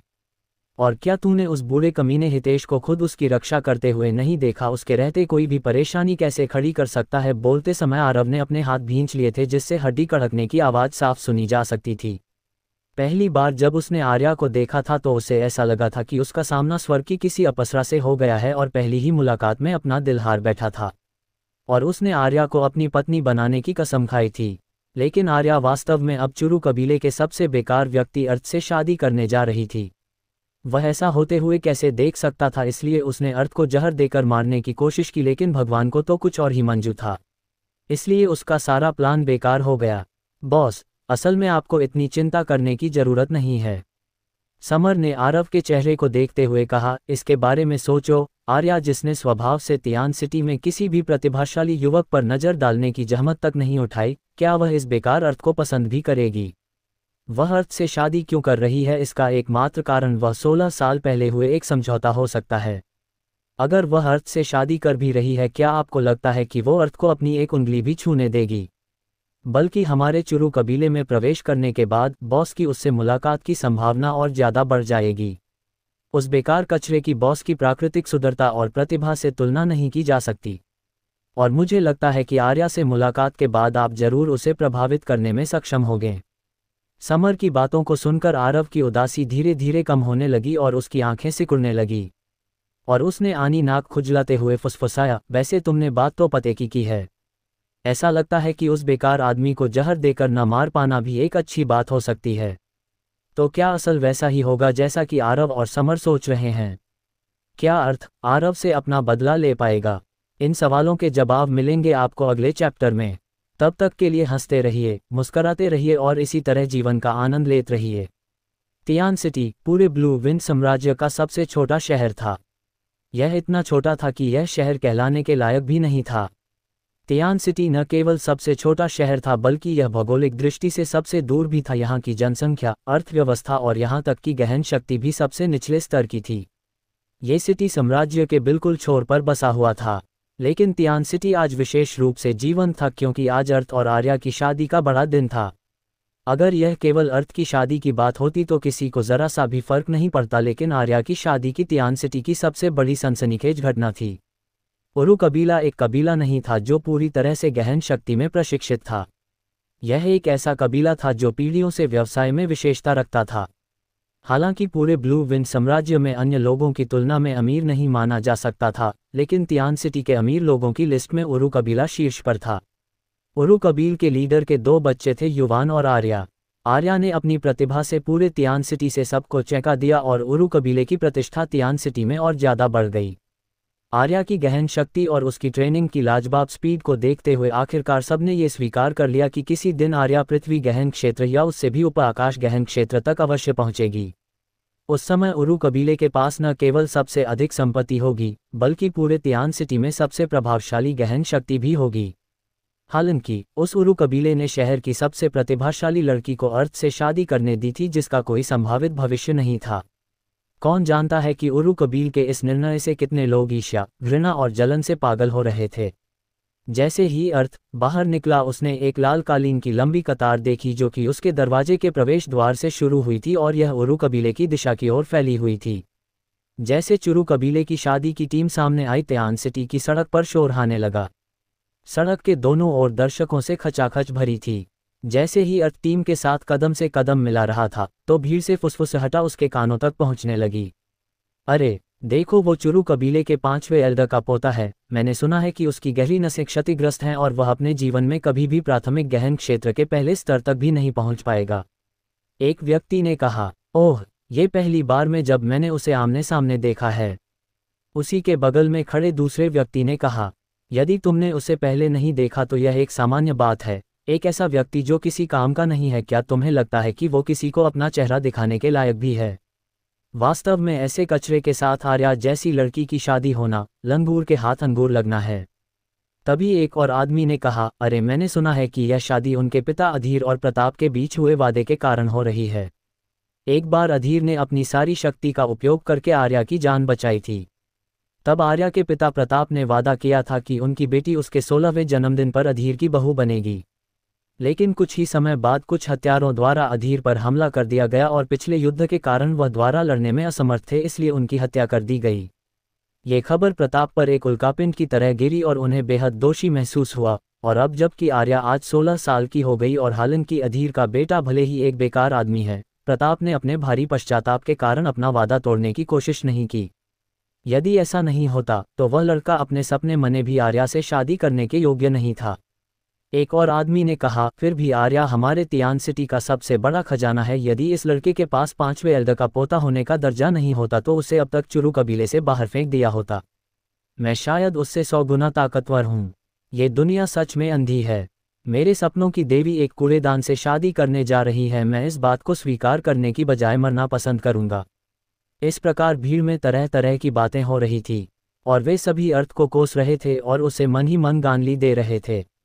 वहीं घोड़े पर सवार अर्थ ने सभी बातों को अनसुना कर दिया। उसे पहले से ही अंदाजा था कि उसे इसी तरह की बातें सुनने को मिलेंगी, इसलिए उसने किसी की भी बातों पर कोई ध्यान नहीं दिया। इस समय उसकी आंखें बिल्कुल शांत थी तो जो कि एक गहरे चरित्र को व्यक्त कर रही थी। उसकी अभिव्यक्ति बिल्कुल ठंडे पानी की तरह शांत थी, जिससे वह अपनी उम्र से कहीं ज़्यादा समझदार नजर आ रहा था। उसके लंबे काले बाल उसकी चमकदार लाल शादी की पोशाक के पीछे लहरा रहे थे और उसके पूरे शरीर से सुंदरता की झलक मिल रही थी। भीड़ से अभी भी बड़बड़ाने की आवाज़, सभी प्रकार के दुर्भावनापूर्ण शब्द आ रहे थे। हालांकि भीड़ से ईर्ष्या, आक्रोश, तिरस्कार, उपहास ने उसे बिल्कुल भी परेशान नहीं किया। वह भीड़ से बेखबर लग रहा था क्योंकि उसके चेहरे पर अभी भी एक खूबसूरत मुस्कान बिखरी हुई थी और उसकी इसी मुस्कान के कारण ये पता नहीं चला कि कितनी लड़कियों ने प्यार में डूबी आंखों के कारण अपना दिल खो दिया। हालांकि अर्थ की गहन शक्ति सबसे कम थी, लेकिन उसका स्वरूप वास्तव में उतना बुरा नहीं था। वो लीडर के बेटे आरव से भी बहुत ज़्यादा हैंडसम और सुंदर था। वह अपनी कम गहन शक्ति के कारण कभी कभार ही बाहर आता था, इसलिए वह बहुत सफ़ेद और नाजुक दिखता था, बिल्कुल कामदेव की तरह। इसलिए भले ही अनगिनत युवा अर्थ से इतनी नफरत करते थे कि उनकी दांत खट्टे हो जाते थे, लेकिन उन्हें भी अपने दिल की गहराई में ये स्वीकार करना पड़ा कि वह ऐसा दिखता था कि मानो वास्तव में वह आर्या के योग्य है। अर्थ को घोड़े पर सवार देखकर एक बार फिर भीड़ में किसी की आवाज़ आई, मैंने सोचा था कि आज अर्थ गाड़ी में सवार होगा, लेकिन ये तो घुड़सवारी कर रहा है। उस स्वभाव से ऐसा लग रहा है कि वास्तव में अफवाहें सच नहीं हैं। जिस कूड़े कचरे को लोग आमतौर पर हेय दृष्टि से देखते हैं, वह हमारे तियान शहर की सबसे बड़ी खूबसूरती से शादी कर रहा है। निसंदेह उसे इसके लिए गर्व महसूस होना चाहिए। ऐसे में उसे घुड़सवारी करके अपनी थोड़ी प्रतिष्ठा तो बचानी ही होगी। एक कड़वी आवाज़ आई, मैंने सुना है कि युवेन कबीले के युवा मास्टर के साथ साथ अन्य परिवारों के युवा मास्टर इस शादी से बेहद नाराज है। क्या आपको लगता है कि वे इस शादी में कुछ हंगामा करने की कोशिश करेंगे क्या? एक आदमी ने सवाल करते हुए दूसरे से कहा। उसका सवाल सुनकर उस दूसरे आदमी ने कहा, यह बात सही है कि शहर के सभी युवा मास्टर इस शादी से नाराज है, लेकिन मुझे नहीं लगता कि वे ज़्यादा कुछ कर पाएंगे, क्योंकि अर्थ हरीन का पोता है और शहर के सभी विशेषज्ञों को उनका सम्मान करना होगा। उनके बेटे की पहले ही मौत हो चुकी है और उनका केवल एक ही पोता है। उन्होंने अपने जीवन की शुरुआत से ही अर्थ की देखभाल की है। यदि ऐसे में कोई परेशानी खड़ा करेगा तो उसे हरीन के गुस्से का सामना करना पड़ेगा, और जो कोई भी ऐसा करने का साहस करेगा निश्चित रूप से उसे अपनी जान गंवानी पड़ सकती है। इसके अलावा ये कोई जबरन विवाह नहीं है। ऐसे में कौन है जो पूरे उरु कबीले को भड़काने का प्रयास करेगा? मेरा मानना है कि अभी वे सभी प्रेमी युवक जो वास्तव में परेशानी खड़ी करने की सोच रहे थे, मजबूती से अपने ही घर में बंद हो गए। बारात सामान्य ढंग से चली, न ज़्यादा तेज और न ज़्यादा धीमी। 5 किलोमीटर से अधिक की यात्रा में लगभग 1.5 घंटे का समय लगा। जैसे ही उसने उरु कबीले के मुख्य द्वार को देखा, अर्थ को एक भयंकर चीख सुनाई दी। एक लंबा, मजबूत व्यक्ति अर्थ की ओर दौड़ा। उसकी लंबाई कम से कम 3 मीटर थी। उसका शरीर बैल के समान मजबूत था और जब वह चलता तो जमीन कांपने लगती थी। जैसे ही अर्थ ने उसे देखा तो उसने एक कड़वा घूंट पिया और अपनी आंखें चौड़ी करके बोला, युवान, मैंने तुम्हें सिर्फ 1 महीने से नहीं देखा और तुम इतने लंबे कैसे हो गए? यह आदमी, या फिर उसे लड़का कहना ज़्यादा सही होगा क्योंकि वह आर्या का छोटा भाई था और वह इस वर्ष 15 साल का हुआ था।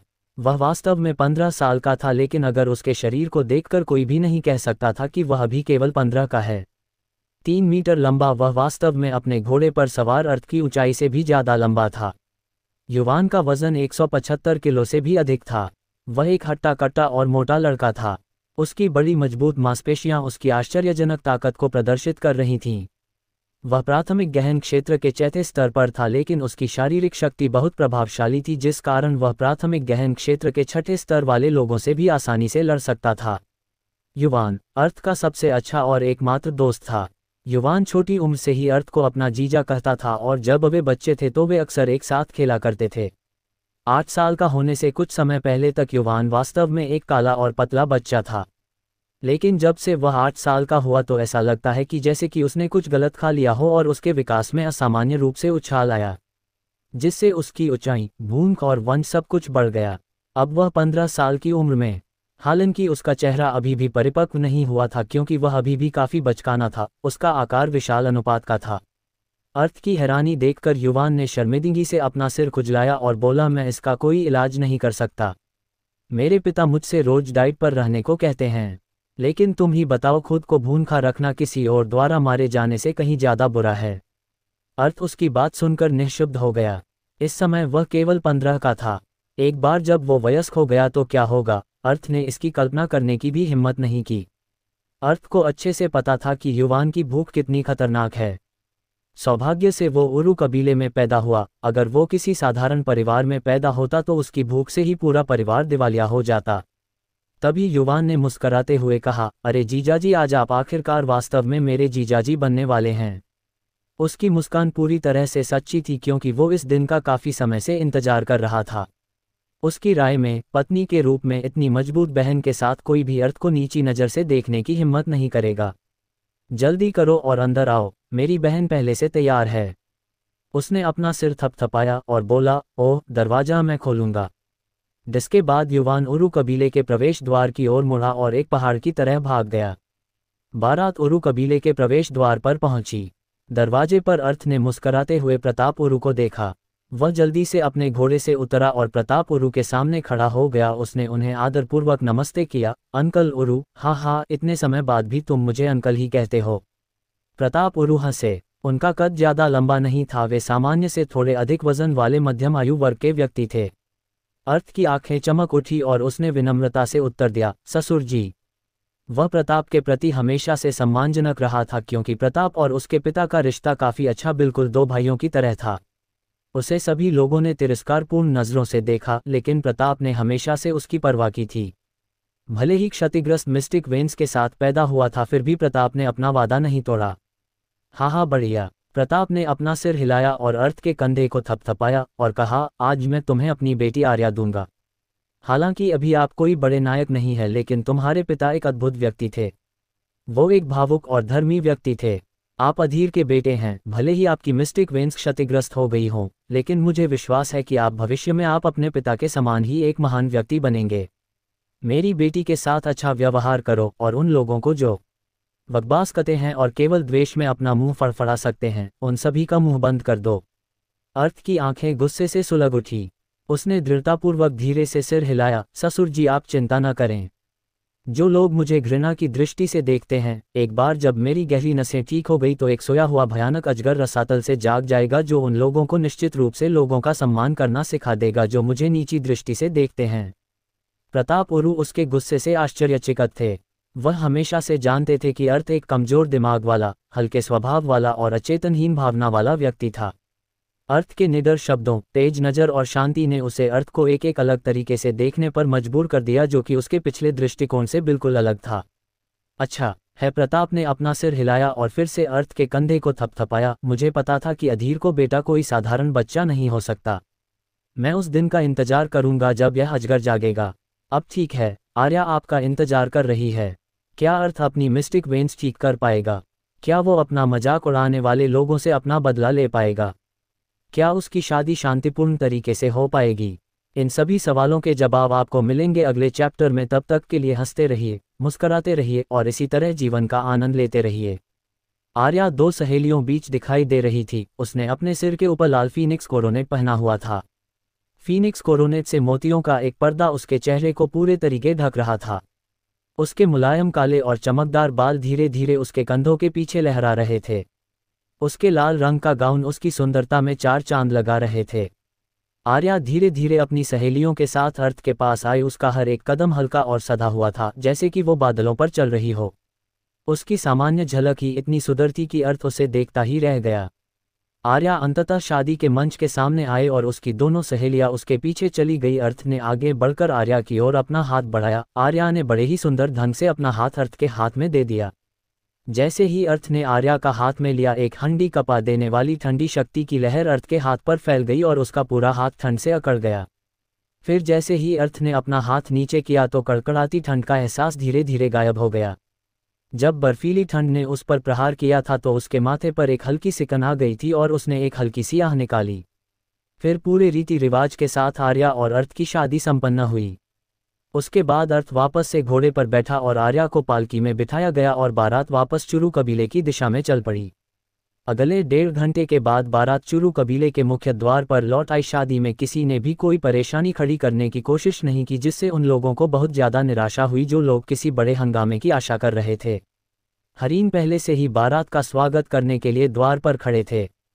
हरीन की प्रसिद्धि और चुरू कबीले के संबंध के कारण कई मेहमानों को चुरू कबीले के द्वार पर देखा गया। प्रवेश द्वार पर इतनी भीड़ थी कि पानी की एक बूंद भी अंदर न जा पाए। ये सभी शहर की नंबर 1 सुंदरी को देखने के लिए यहाँ आए थे।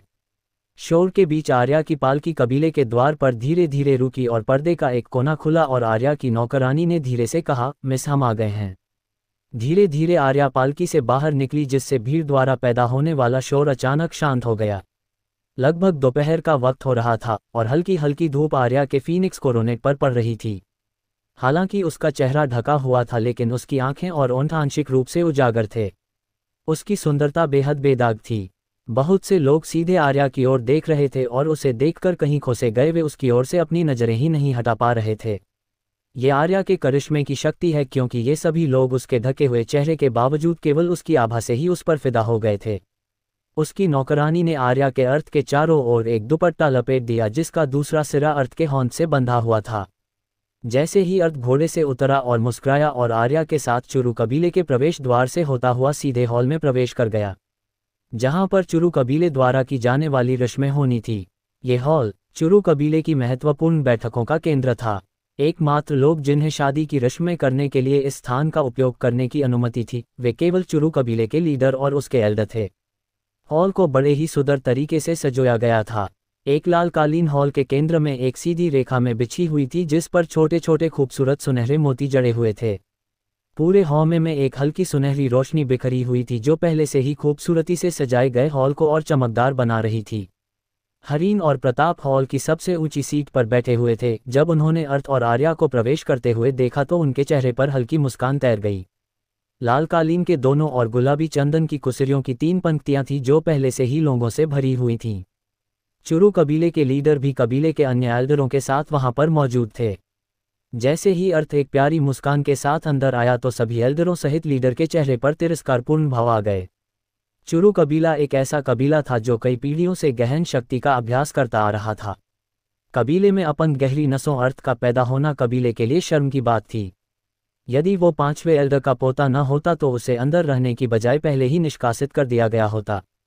अर्थ के संबंध में जो कोई भी सोचता उनके मन से उसके लिए केवल एक शब्द ही निकलता, काचरा। इसके अलावा वे लोग उसके ऊपर ध्यान भी नहीं देते थे। कबीले के बहुत से लोगों को तो ये भी पता नहीं था कि वो दिखता कैसा था। कबीले की युवा पीढ़ी के चेहरों पर भी इस समय कड़वाहट के भाव थे। उन सभी की नज़रें आर्या पर थी और वे उसके अदम्य आकर्षण से खुद को आकर्षित हुए नहीं रह पा रहे थे। लेकिन जैसे ही उनकी नज़रें उसके बगल में चल रहे अर्थ की ओर पड़ती तो उनकी आंखों में कभी न खत्म होने वाली ईर्ष्या के भाव पैदा हो जाते। कबीले के बाहरी शिष्यों ने हमेशा से अर्थ को हेय दृष्टि से देखा था और उन्होंने कभी सपने में भी नहीं सोचा था कि वो वास्तव में शहर की सबसे सुंदर लड़की से शादी करेगा। उन दोनों को देखकर लोगों के चेहरे पर जो भाव थे वो मरी हुई मक्खियों को कच्चा खाने के समान थे। उसके बाद कबीले की रस्में शुरू हुई। सबसे पहले दूल्हा दुल्हन का परिचय कराया गया, फिर मिलने आए विशिष्ट अतिथियों के नाम पढ़े गए।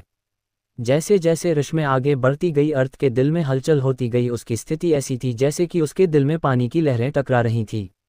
जब उसके हाथ आर्या के हाथों से मिलते तो कड़कड़ाती ठंड का एहसास होता, जिससे अर्थ सोच में पड़ गया, आखिर यह किस प्रकार की गहन शक्ति है।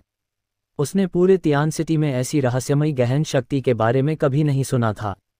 आर्या के लिए 16 साल की उम्र में प्राथमिक गहन क्षेत्र के 10वें स्तर तक पहुंचना एक अद्भुत उपलब्धि थी। लेकिन इस स्तर पर यह कैसे संभव था कि वह बिना आवाज के ऐसी बर्फीली ठंडी आभा छोड़ सकती थी जिसने वास्तव में उसकी पूरी बांह को ठंड से जमा दिया था।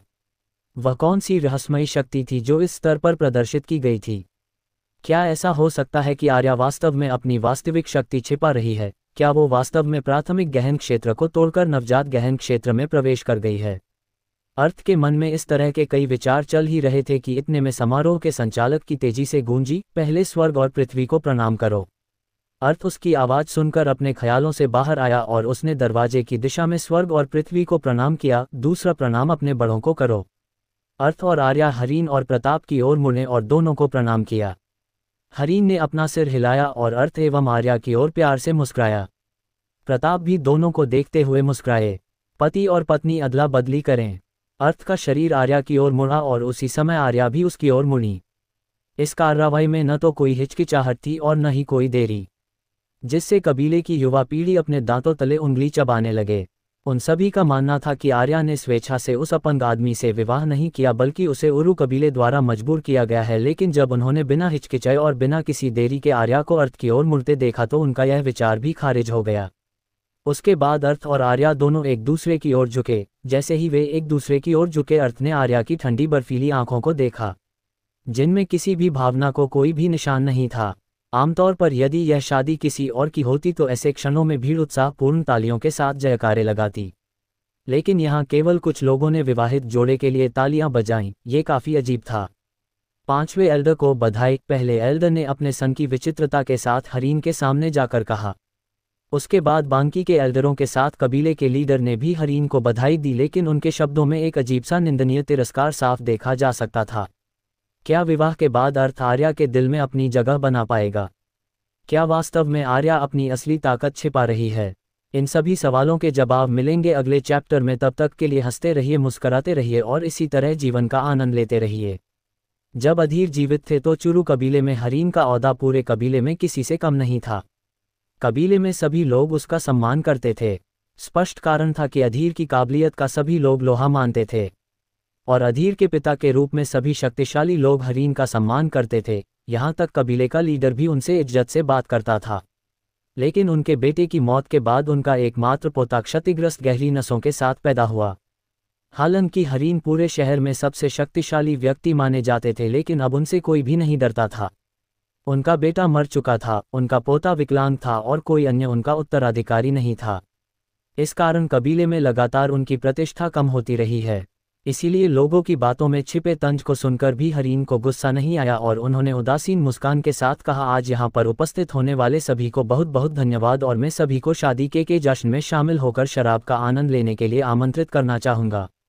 उनकी इस बात को सुनकर तीसरे एल्डर ने खड़े होते हुए कहा, मैं अब यहाँ और ज़्यादा नहीं रुक सकता और मुझे किसी शराब की ज़रूरत नहीं है। मेरा पोता प्राथमिक गहन क्षेत्र के 7वें स्तर पर पहुँच गया है और मैं काफ़ी समय से यहाँ और अब उसके प्रशिक्षण का समय हो गया है, इसलिए मैं अब विदा लेना चाहूँगा।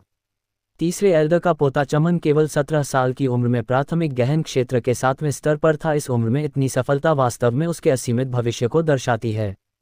इसमें कोई आश्चर्य नहीं है कि आप आज इतने क्यों चमक रहे हो, यह निश्चित रूप से एक बड़ी उपलब्धि है। अन्य 3 एल्डरों ने खड़े होकर तीसरे एल्डर को बधाई देते हुए कहा। ये सब देखकर हरीन के चेहरे पर थोड़े गुस्से के भाव दिखने लगे। इसके पहले सभी एल्डर उनका सम्मान करते थे, लेकिन उनके बेटे की मौत के बाद उन सब का रवैया हरीन के प्रति बद से बदतर होता जा रहा था। वे आमतौर पर उनके सामने अपने पोतों के बारे में डींगे हाँकते थे, लेकिन अब उनके पोते की शादी के अवसर पर भी वो लोग अपने पोतों का बखान कर रहे थे। तभी संचालक ने शादी की रस्मों की प्रक्रिया तेज करने की कोशिश की और ऊंची आवाज में कहा, दूल्हा दुल्हन कक्ष में जाएं, विशिष्ट अतिथि कृपया भोज में जाएं। ढोल नगाड़ों की आवाज के बीच जिस विवाहित जोड़े को कई लोग देख रहे थे, उन्होंने पूजा की रस्में पूरी की और अर्थ के छोटे से आंगन की ओर चलना शुरू किया। दुल्हन कक्ष वह कमरा था जहां पर अर्थ रहता था। इस कमरे को पूरे तरह से लाल रंग से सजाया गया था। फर्श की कालीन पर फीनिक्स की बारीक कढ़ाई की गई थी जो काफी आकर्षक लग रही थी। कमरे के बीच में एक सुनहरे दीपक के बीच 2 लाल मोमबत्तियां चमक रही थीं। मोमबत्तियों पर उकेरा गया ड्रैगन और फीनिक्स टिमटिमाती रोशनी में झूमते नजर आ रहे थे। आर्या की नौकरानी आर्या को उसके बिस्तर पर बैठने के लिए ले गई और बिना आवाज के दरवाजा बंद करते हुए कमरे से बाहर चली गई। कमरा पूरी तरह से शांत हो गया और अब केवल उसमें आर्या की सांसों की आवाज मात्र सुनी जा सकती थी। आर्या चुपचाप शांत और निश्चल बैठी रही। अर्थ उसके पास नहीं आया, बल्कि वो दरवाजे के पास खड़ा हो गया और अपनी आंखों में छाया भरी दृष्टि से उसे घूरता रहा। तुम्हारे विवाह दौरान तुम्हारे दादाजी का अनादर किया गया, जिस कारण तुम सच में बहुत परेशान होगे, है ना? एक धीमी आवाज अर्थ के कान में पड़ी और उसकी अभिव्यक्ति बदल गई। हालांकि आर्या की बात उसके कानों में चुभ गई, लेकिन उसने उससे बात करने की पहल की जिससे वो चकित रह गया। अर्थ ने उसकी इस बात का कोई जवाब नहीं दिया, बल्कि उससे झिझकते हुए बोला, अब आप उस फीनिक्स कोरोनेट को हटा सकते हैं, वह बहुत भारी है और इसे आप ज़्यादा देर तक नहीं पहल सकते, नहीं आपको तकलीफ होने लगेगी। आकाश महाद्वीप की शादी की परंपरा के अनुसार दूल्हे को दुल्हन का मुकुट उतारना पड़ता है। लेकिन कुछ देर पहले जब अर्थ आर्या को गाड़ी से उतारने की कोशिश कर रहा था तो उसने अपनी रहस्यमयी ठंडी आभा से उसका हाथ जमा दिया था, जिस कारण से अर्थ उसे दोबारा छूने की हिम्मत नहीं कर पा रहा था। थोड़ा रुकने के बाद आर्या ने अपने हाथ उठाए और चुपचाप उसने फीनिक्स कोरोनेट उतार दिया, जिससे अर्थ को एक अतिसुंदर लुभावना चेहरा दिखाई दिया। जैसे ही उसने आर्या की आकर्षक आंखों से अपनी आंखें मिलाईं तो वो स्तब्ध रह गया। ऐसा लग रहा था मानो दुनिया का सार उसकी आंखों में गहराई तक समा गया हो। यहाँ तक कि सबसे प्रतिभाशाली चित्रकार या सबसे कीमती शब्द भी उसकी सुंदरता का सटीक चित्रण नहीं कर सकता था। उसकी नीलम जैसी चमकदार त्वचा और मलाई जैसा चेहरा कमरे की मंद रोशनी में बर्फ की तरह सफ़ेद था। उसके ओठ दुनिया की सबसे नाजुक पंखुड़ियों की तरह थे। अर्थ का ध्यान और उसके विचार गुरुत्वाकर्षण की तरह आर्या की ओर खिंचने चले जा रहे थे, जिस कारण वो अपनी नज़रें उसके चेहरे से हटा ही नहीं पा रहा था। हालांकि यह एक अरेंज मैरिज थी जो उनके जन्म के बाद से ही तय हो गई थी, लेकिन जब वह छोटा था तब कभी कभार मिलने वाली झलक के अलावा ये वास्तव में पहली बार था जब उसने 10 साल की उम्र के बाद आर्या को देखा था।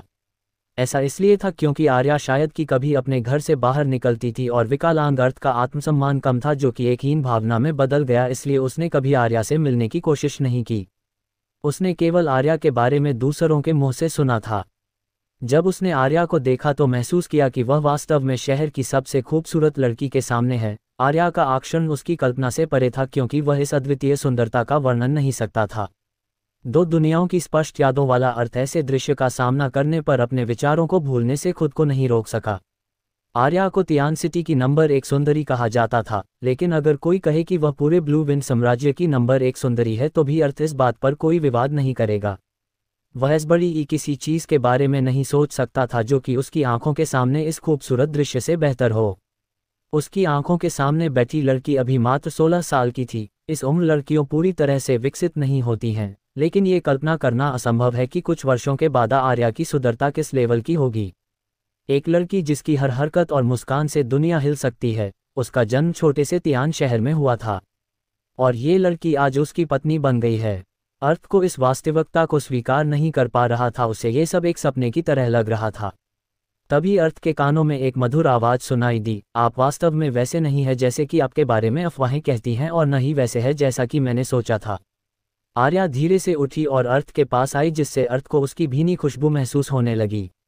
आर्या ने आगने कहा, अफवाहें कहती हैं कि आपकी मिस्टिक वेन्स अक्षम हो गई हैं, इसलिए आप केवल प्राथमिक गहन क्षेत्र के पहले स्तर पर ही रह सकते हैं। इसकी वजह से आपका शरीर कमज़ोर है और आपका आत्मसम्मान कम है और आपके एकमात्र मित्र आपकी छोटी चाची सारिका और मेरा छोटा भाई युवान है। हालांकि आपके बारे में जो अफवाहें हैं, आपका व्यक्तित्व उससे बिल्कुल अलग है।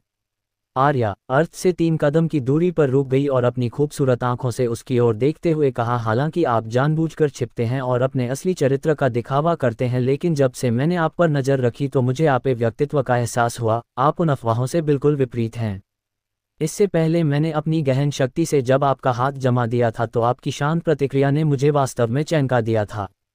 यदि आपका हाथ इतना शांत नहीं होता तो मुझे संदेह होता कि मैं अपनी शक्ति के उपयोग में विफल रही। इतने महत्वपूर्ण अवसर पर शादी के हॉल में आपका और आपके दादाजी का मजाक उड़ाया गया, तब ऐसा लगा कि आपको एक क्षण के लिए काफ़ी गुस्सा आया, लेकिन उसके बाद आपका गुस्सा गायब हो गया। आपकी अभिव्यक्ति और हृदय गति में किसी असामान्य उतार चढ़ाव के संकेत भी नहीं मिले। इस उम्र में इस प्रकार की मानसिक स्थिति वास्तव में अद्भुत है। यहाँ तक मध्यम आयु वर्ग के व्यक्ति के लिए इस प्रकार की मानसिक स्थिति को प्राप्त करना वास्तव में बहुत कठिन है। जब भी आप मुझे देखते हैं तो आपकी आंखों में एक जुनूनी चमक दिखाई देती है जो अब भी कम नहीं हुई है। आपकी क्षतिग्रस्त मिस्टिक वेन्स एक सच्चाई है, लेकिन आपके वास्तविक व्यक्तित्व और मन की शांति ने सभी को मूर्ख बना दिया है। आर्या फुसफुसाई और उसकी गहरी आंखें अब अर्थ को घूर रही थीं। अर्थ उसकी बातों से आश्चर्यचकित रह गया। आर्या के इतना करीब होने पर उसकी सुगंध से आमतौर पर कोई भी प्रभावित हुए बिना नहीं रह पाता, लेकिन अर्थ को इससे प्रभावित होने की कोई परवाह नहीं थी। उसका दिल पूरी तरह से सदमे था।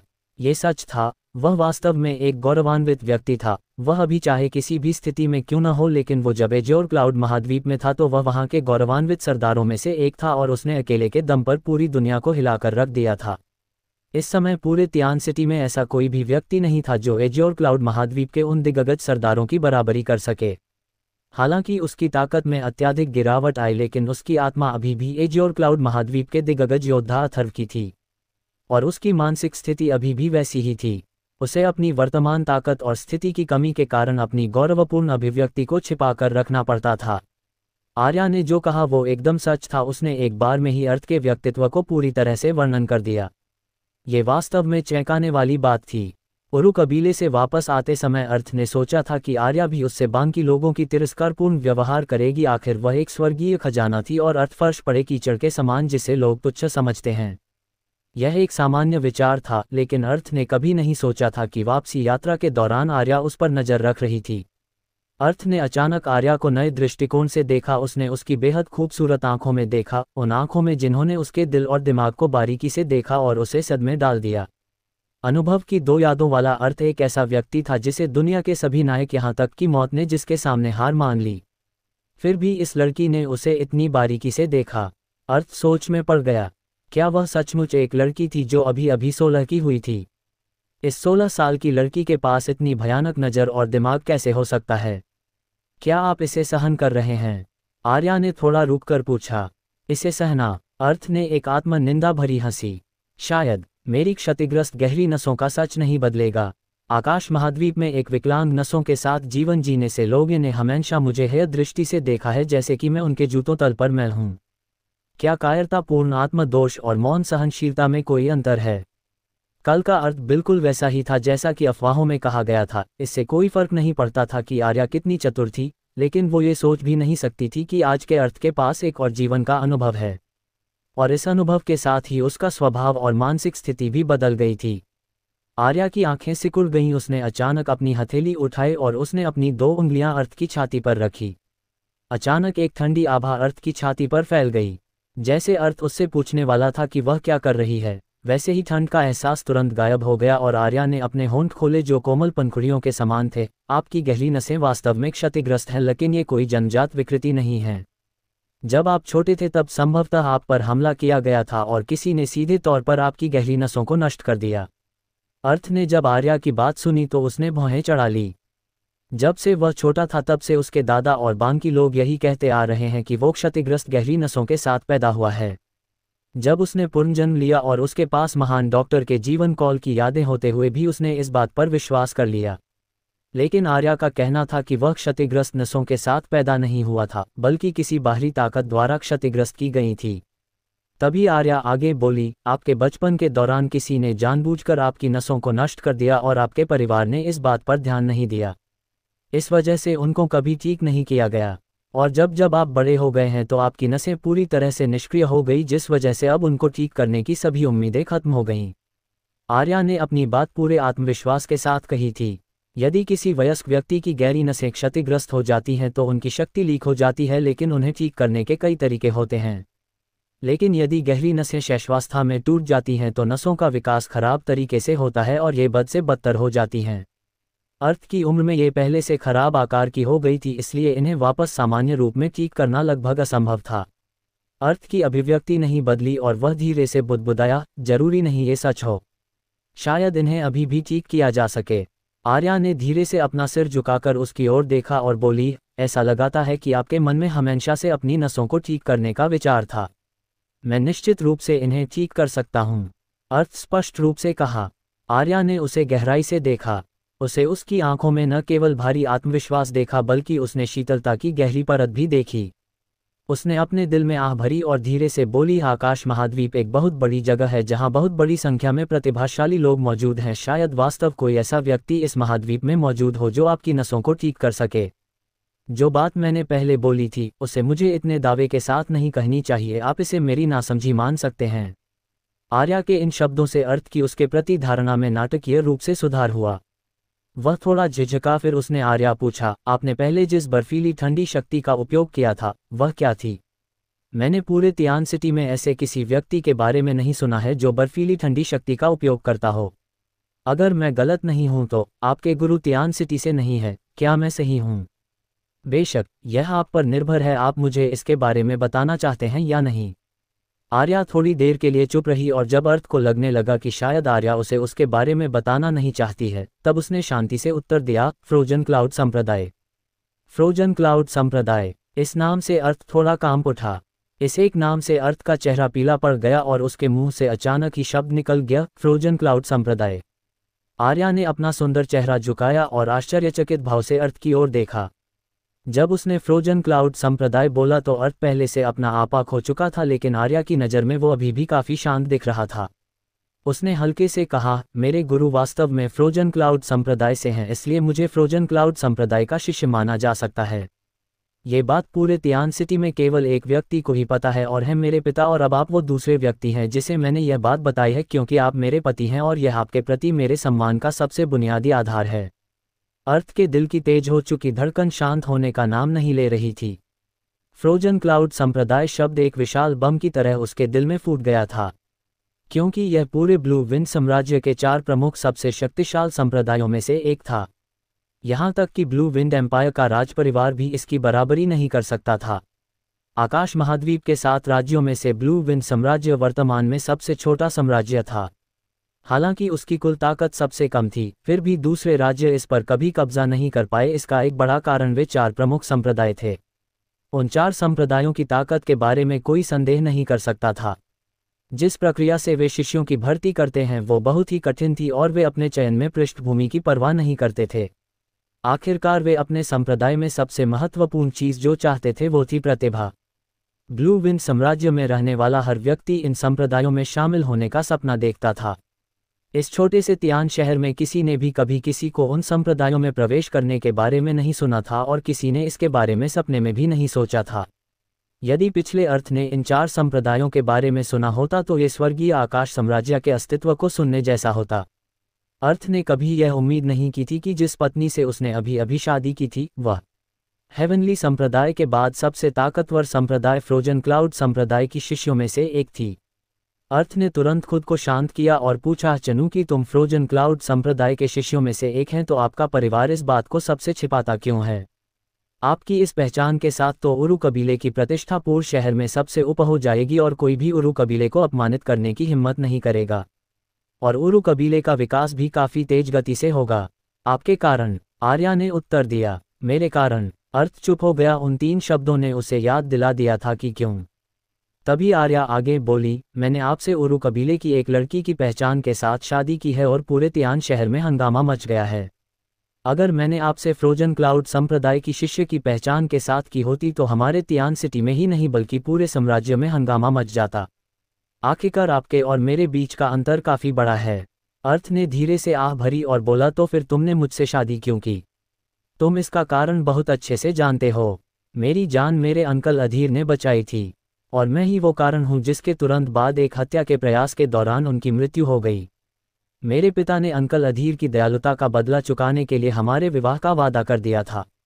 हालांकि यह मेरे पिता का वादा था और मेरे पास उनकी अवज्ञा करने का कोई कारण नहीं है, और इस प्रकार मेरे पास आपसे शादी न करने का भी कोई कारण नहीं है। आर्या ने अपनी चमकदार आंखें उठाईं और बोली, जिस कारण से मैंने आपको बताया कि मैं फ्रोजन क्लाउड संप्रदाय से संबंधित हूँ, वो ये कि मैं आपको बताना चाहती थी कि फ्रोजन क्लाउड कलाओं का अभ्यास जारी रखने के लिए मेरा दिल एक जमे हुए बादल की तरह होना चाहिए। फ्रोजन क्लाउड संप्रदाय केवल महिलाओं को शामिल करता है और उन्हें जीवन भर शुद्ध होना चाहिए। हालांकि मैंने तुमसे शादी तो कर ली है, लेकिन इस जीवन काल में किसी से प्यार नहीं कर सकती हूँ। आपको मेरी प्रतिबद्धता समझनी होगी। अब चूंकि आप फ्रोजन क्लाउड संप्रदाय की शिष्य हो, इसलिए मुझे नहीं लगता कि आप किसी भी तरह से मेरे प्यार में पड़ोगी। अर्थ ने आत्मग्लानि भरी मुस्कान के साथ कहा। आर्या ने धीरे से अपना सिर हिलाया, शायद आप मुझे गलत समझ रहे हैं।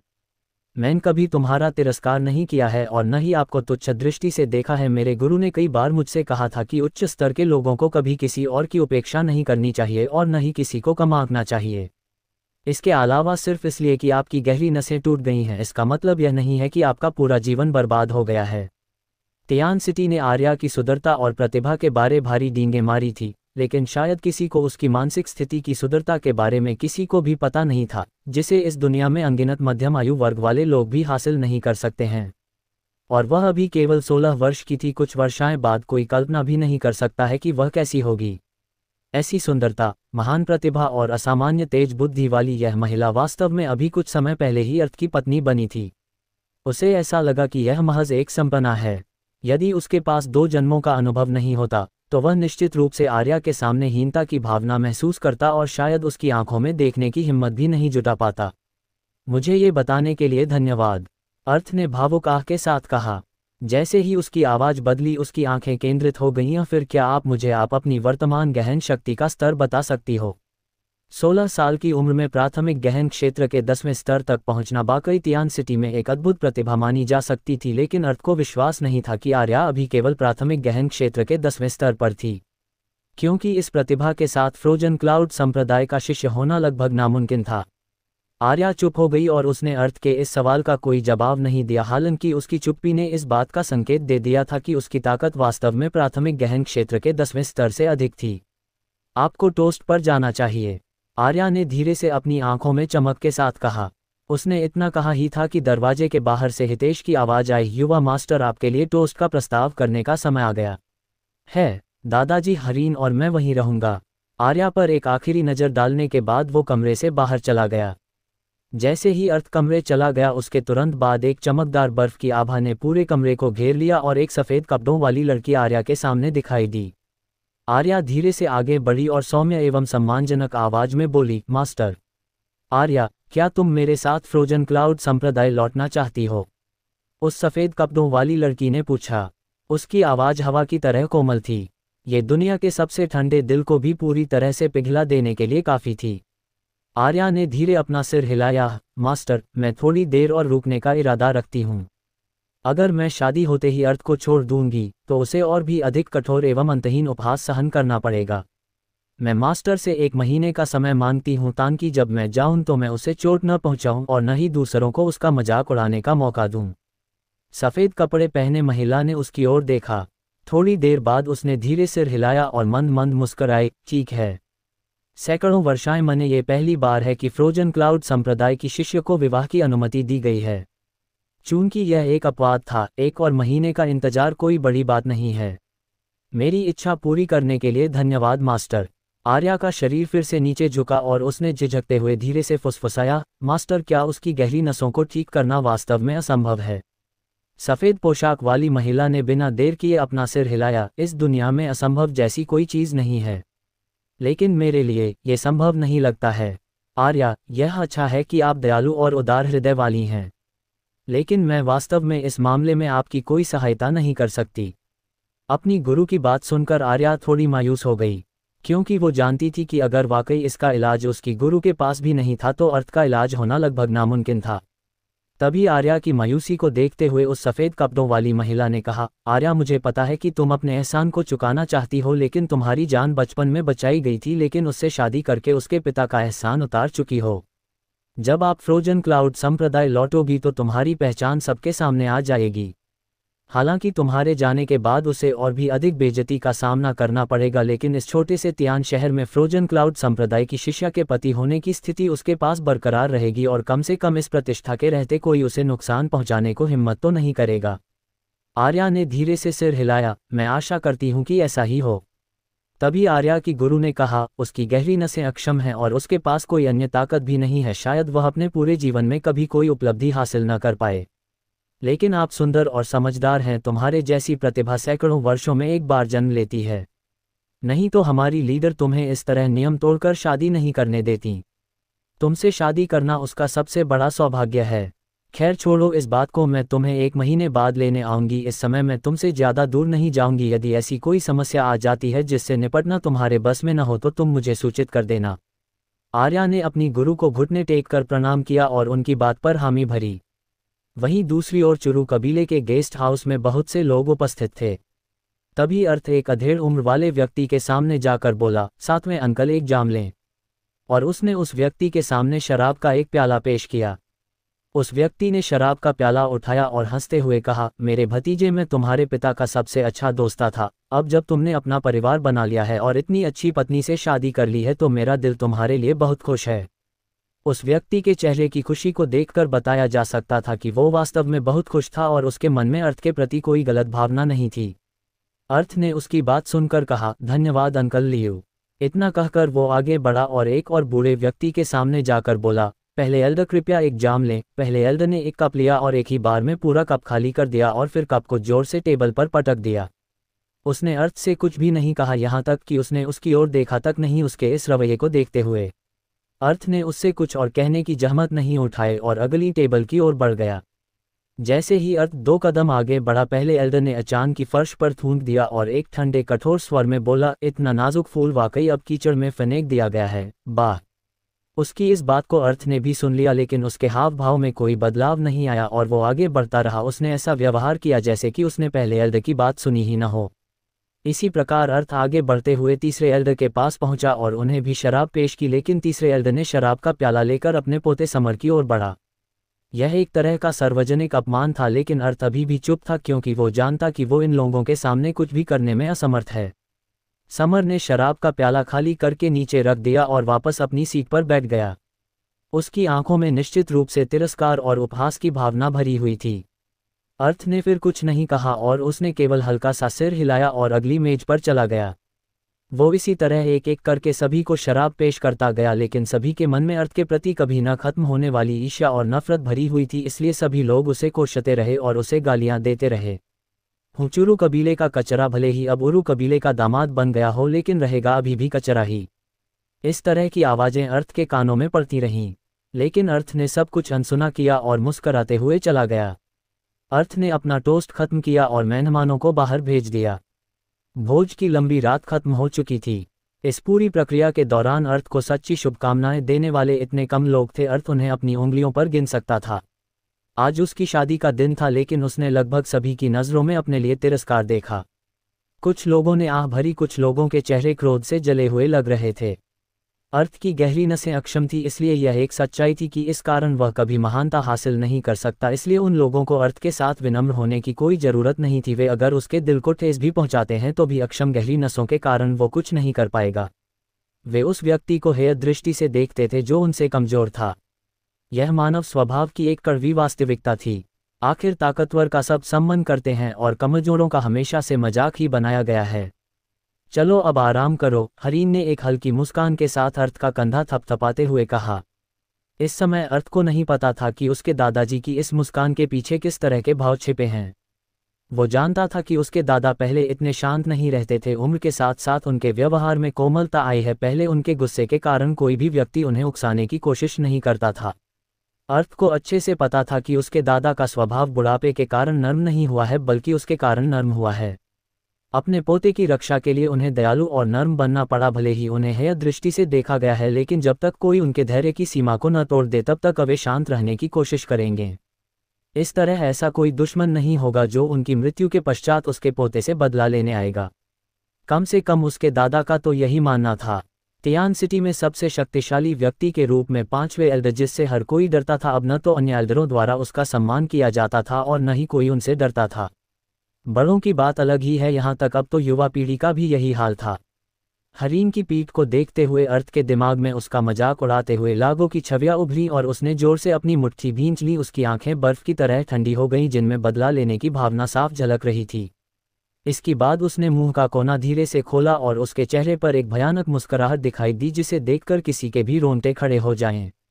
अर्थ निश्चित रूप से बदला लेने वाला व्यक्ति था। वह एक ऐसा व्यक्ति था जिसके मन में लंबे समय से द्वेष भरा हुआ था। एजोर क्लाड महाद्वीप में पिछले 6 वर्षों में उसका दिल नफरत से भर गया था। उसे सब कुछ बहुत अच्छी तरह से याद था। उसने उन सभी को याद किया जो उससे अच्छा व्यवहार करते थे और उनको भी याद किया जो लोग उससे नफरत करते थे। उसने इसे अपने दिल की गहराइयों में दबाए रखा जब तक कि छोटी छोटी शिकायतों का भी बदला लेने का समय नहीं आता। जब सही समय आएगा तो तुम में से किसी को भी बख्शा नहीं जाएगा, मैं सभी से चुन चुन कर बदला लूंगा। अर्थ के मुंह से एक कड़वी आवाज एक भयानक अभिशाप की तरह निकली। उसके छोटे से आंगन में अभी भी आसमान में चांद दिखाई दे रहा था। अर्थ अपने आंगन के कोने में चला गया और उसने अपना बायां हाथ आगे बढ़ाया, जिससे अचानक उसकी हथेली से एक पानी की तरह धार निकल गई। आज उसकी शादी का दिन था। इस दौरान वह खूब शराब पीने से नहीं बच सका। अंत में उसने इतनी अधिक शराब पी ली कि उसे अपने पैरों पर खड़े होने में मुश्किल का सामना करना पड़ा, लेकिन वो स्पष्ट रूप से अभी अपने पूरे होशेवाश में था। ऐसा उसकी शराब पीने की उच्च क्षमता के कारण नहीं था, बल्कि आकाश विषमोती के कारण था। उसने जो शराब पी थी वह आकाश विषमोती में स्थानांतरित हो गई। इसलिए जब उसने अपना हाथ बढ़ाया तो आकाश विषमोती से शराब बाहर निकलने लगी और कुछ ही देर में आकाश विषमोती से शराब पूरी तरह से बाहर निकल गई। लेकिन उसने थोड़ी सी शराब अपने चेहरे पर लगा ली और जानबूझकर लड़खड़ाते हुए उसने अपने शयनकक्ष का दरवाज़ा पूरी तरह से खोल दिया। वह बाएं दाएं इस तरह लड़खड़ा रहा था जैसे कि वह नशे में हो, लेकिन उसके अंदर वास्तव में नशे का अंश मात्र भी नहीं था। वह लड़खड़ाते हुए कमरे में दाखिल हुआ। वह इस तरह से नाटक कर रहा था कि जैसे वह किसी भी क्षण लड़खड़ाकर गिरने वाला हो। उसने अजीब तरीके से आर्या की ओर देखा जो अपनी खूबसूरत आंखें बंद करके बिस्तर पर बैठी हुई थी। मोमबत्ती की मंद रोशनी उसके सनुडर कोमल चेहरे पर टिमटिमा रही थी, जिससे एक मंत्रमुग्ध कर देने वाला रहस्यमय एहसास हो रहा था, जिसे देखकर कोई भी मोहित हुए बिना नहीं रह पाए। अर्थ की आंखें चमक उठी और उसके पैर कांपने लगे। वह आर्या की आगे बढ़ते हुए बोला, हे मेरी वाइफी, मैंने तुम्हें लंबे समय तक इंतजार करवाया, चलो चलते हैं, अब हम दुल्हन कक्ष का उपयोग कर सकते हैं। आर्या ने अचानक अपनी आंखें खोली और लापरवाही से अपना हाथ लहराया। उसके हाथ लहराते ही एक भयानक ठंडी शक्ति अर्थ पर हावी हो गई, जिसने अर्थ को उससे दूर दरवाजे से बाहर धकेल दिया। अर्थ नीचे गिर गया और आंगन में लगभग पत्थर की मेज से टकराते टकराते बचा। अर्थ की दर्द से हल्की कराह निकली और उसने अपने पैर को रगड़ा। उसे उठने में बहुत मेहनत करनी पड़ी और फिर वह गुस्से में दहाड़ उठा, अरे मैं तो सिर्फ मजाक कर रहा था, तुम्हें इतनी निर्दयी होने की जरूरत नहीं है। मैं बहुत कमज़ोर हूँ, फिर भी तुमने मुझे इतनी जोर से मारा। कोई भी क्या सोचेगा कि तुम अपने पति की हत्या करने की योजना बना रही हो। अर्थ आगे बढ़ा, लेकिन उसने देखा कि दरवाज़ा अंदर से बंद था। वो अचानक उदास हो गया। यह महिला, छेड़खानी की तो बात ही मत करो, यहाँ तक मजाक को भी इतनी गंभीरता से ले लिया है। क्या सचमुच इस तरह खुशी से रह सकता हूँ? अर्थ मन ही मन बुदबुदाया, मैं वास्तव में केवल मजाक कर रहा था। इसके अलावा मैं केवल प्राथमिक गहन क्षेत्र के सबसे निचले स्तर पर हूँ। यदि मैं तुम्हारे साथ कुछ भी करना चाहूँ भी तो वह असंभव होगा। आर्या का कोई जवाब नहीं आया। अर्थ काफ़ी देर तक दरवाजे पर खड़ा रहा, लेकिन दरवाज़ा खुलने की जरा भी आशा दिखाई नहीं दे रही थी। अर्थ के छोटे से आंगन में केवल एक ही कमरा था। इसके अलावा उसके पास न तो कोई काम करने का घर था और न ही कोई अस्तबल जहां वह रात बिता सके। इसके अलावा अगर यह कोई और दिन होता तो वो चुपचाप अपनी छोटी चाची के यहाँ सोने के लिए चला जाता। लेकिन आज की रात उसकी शादी की रात थी, इसलिए कहीं और सोना उसके लिए उचित नहीं था। जैसे ही ठंडी हवा का एक झोंका गुजरा, अर्थ कांपने लगा। ऐसा लगा जैसे कि वह छोटा हो गया हो। उसने फिर से दरवाज़ा खटखटाया और कमज़ोर स्वर में बोला, अरे तुम सचमुच मुझे बाहर सोने दे रही हो? आपको पता होना चाहिए कि कबीले में कई लोग हैं जो आप पर हाथ रखना चाहते हैं। वे बहुत परेशान हैं कि आज रात हमारी शादी की रात है। उन्हें एहसास हो गया है कि आप जैसी प्रतिभाशाली लड़की, भले ही हम शादीशुदा है, मुझे आपको छूने नहीं देंगे, इसलिए वे मुझ पर हंसने के बहाने के लिए कुछ होने का इंतजार कर रहे होंगे। अगर उन्होंने ये देख लिया कि मुझे कमरे से बाहर निकाल दिया है तो मैं हमेशा के लिए हंसी का पात्र बन जाऊंगा। चाहे कुछ भी हो, मैं अब भी तुम्हारा पति हूँ। क्या तुम्हारे पास सचमुच मेरा मजाक बनते हुए देखने का साहस है? कमरा अभी भी पूरी तरह शांत था। तभी अर्थ को दरवाजे पर लात मारने का विचार आया और वह ऐसा करने ही वाला थी कि बंद दरवाज़ा धीरे धीरे खुल गया। अर्थ बिजली की तरह अंदर गया और धमाके के साथ दरवाज़ा बंद कर दिया। आर्या पहले से ही पुराने रवैये के साथ बिस्तर पर रही। हालांकि वह अभी भी बिस्तर पर बैठी थी, फिर भी उससे एक धुंधली कुलीन सुंदरता झलक रही थी। उसने अपनी खूबसूरती आंखों से घबराए हुए अर्थ की ओर देखा और धीमी आवाज में बोली, तुम्हें मुझसे 5 कदम की दूरी बनाकर रखनी होगी। फिर आप मुझे कहाँ सोने दोगी? अर्थ ने अपनी ठुड्डी रगड़ते हुए पूछा। कमरा छोटा था। इसमें केवल एक बिस्तर, एक पढ़ने की मेज, एक खाना खाने की मेज और 2 अलमारियां थीं। यदि कोई पूरे कमरे में एक किनारे से दूसरे तक चले तो अधिक से अधिक बीच में 7 या 8 कदम की दूरी होगी। तुम बिस्तर पर सो जाओ, मैं फर्श पर सो जाऊंगी। ये कहते हुए आर्या बिस्तर से उठ खड़ी हुई। कोई ज़रूरत नहीं है, अर्थ ने साफ तौर पर मना कर दिया और आर्या से सबसे दूर कोने में बैठ गया और अपनी आंखें बंद कर लीं। हालांकि आर्या उससे 100 गुना अधिक ताकतवर थी, लेकिन एक पुरुष के रूप में उसकी गरिमा ने एक लड़की को बिस्तर की बजाय फर्श पर सोने की अनुमति नहीं दी। अर्थ ने शहर की सबसे खूबसूरत लड़की से शादी की थी, लेकिन वो शादी की रात अपनी पत्नी के किसी हिस्से को छू तक नहीं सकता था। यहाँ तक उसे अपने बिस्तर पर सोने तक की अनुमति नहीं थी। वो अपने कमरे के एक कोने में अपने घुटनों को पकड़े हुए बैठा था। इस समय अर्थ को वास्तव में इस दुनिया की दुर्भावना का एहसास हुआ। उसके कमरे में लाल मोमबत्तियों की रोशनी प्रकाशित हो रही थी, जिससे ये काफ़ी सुंदर लग रहा था।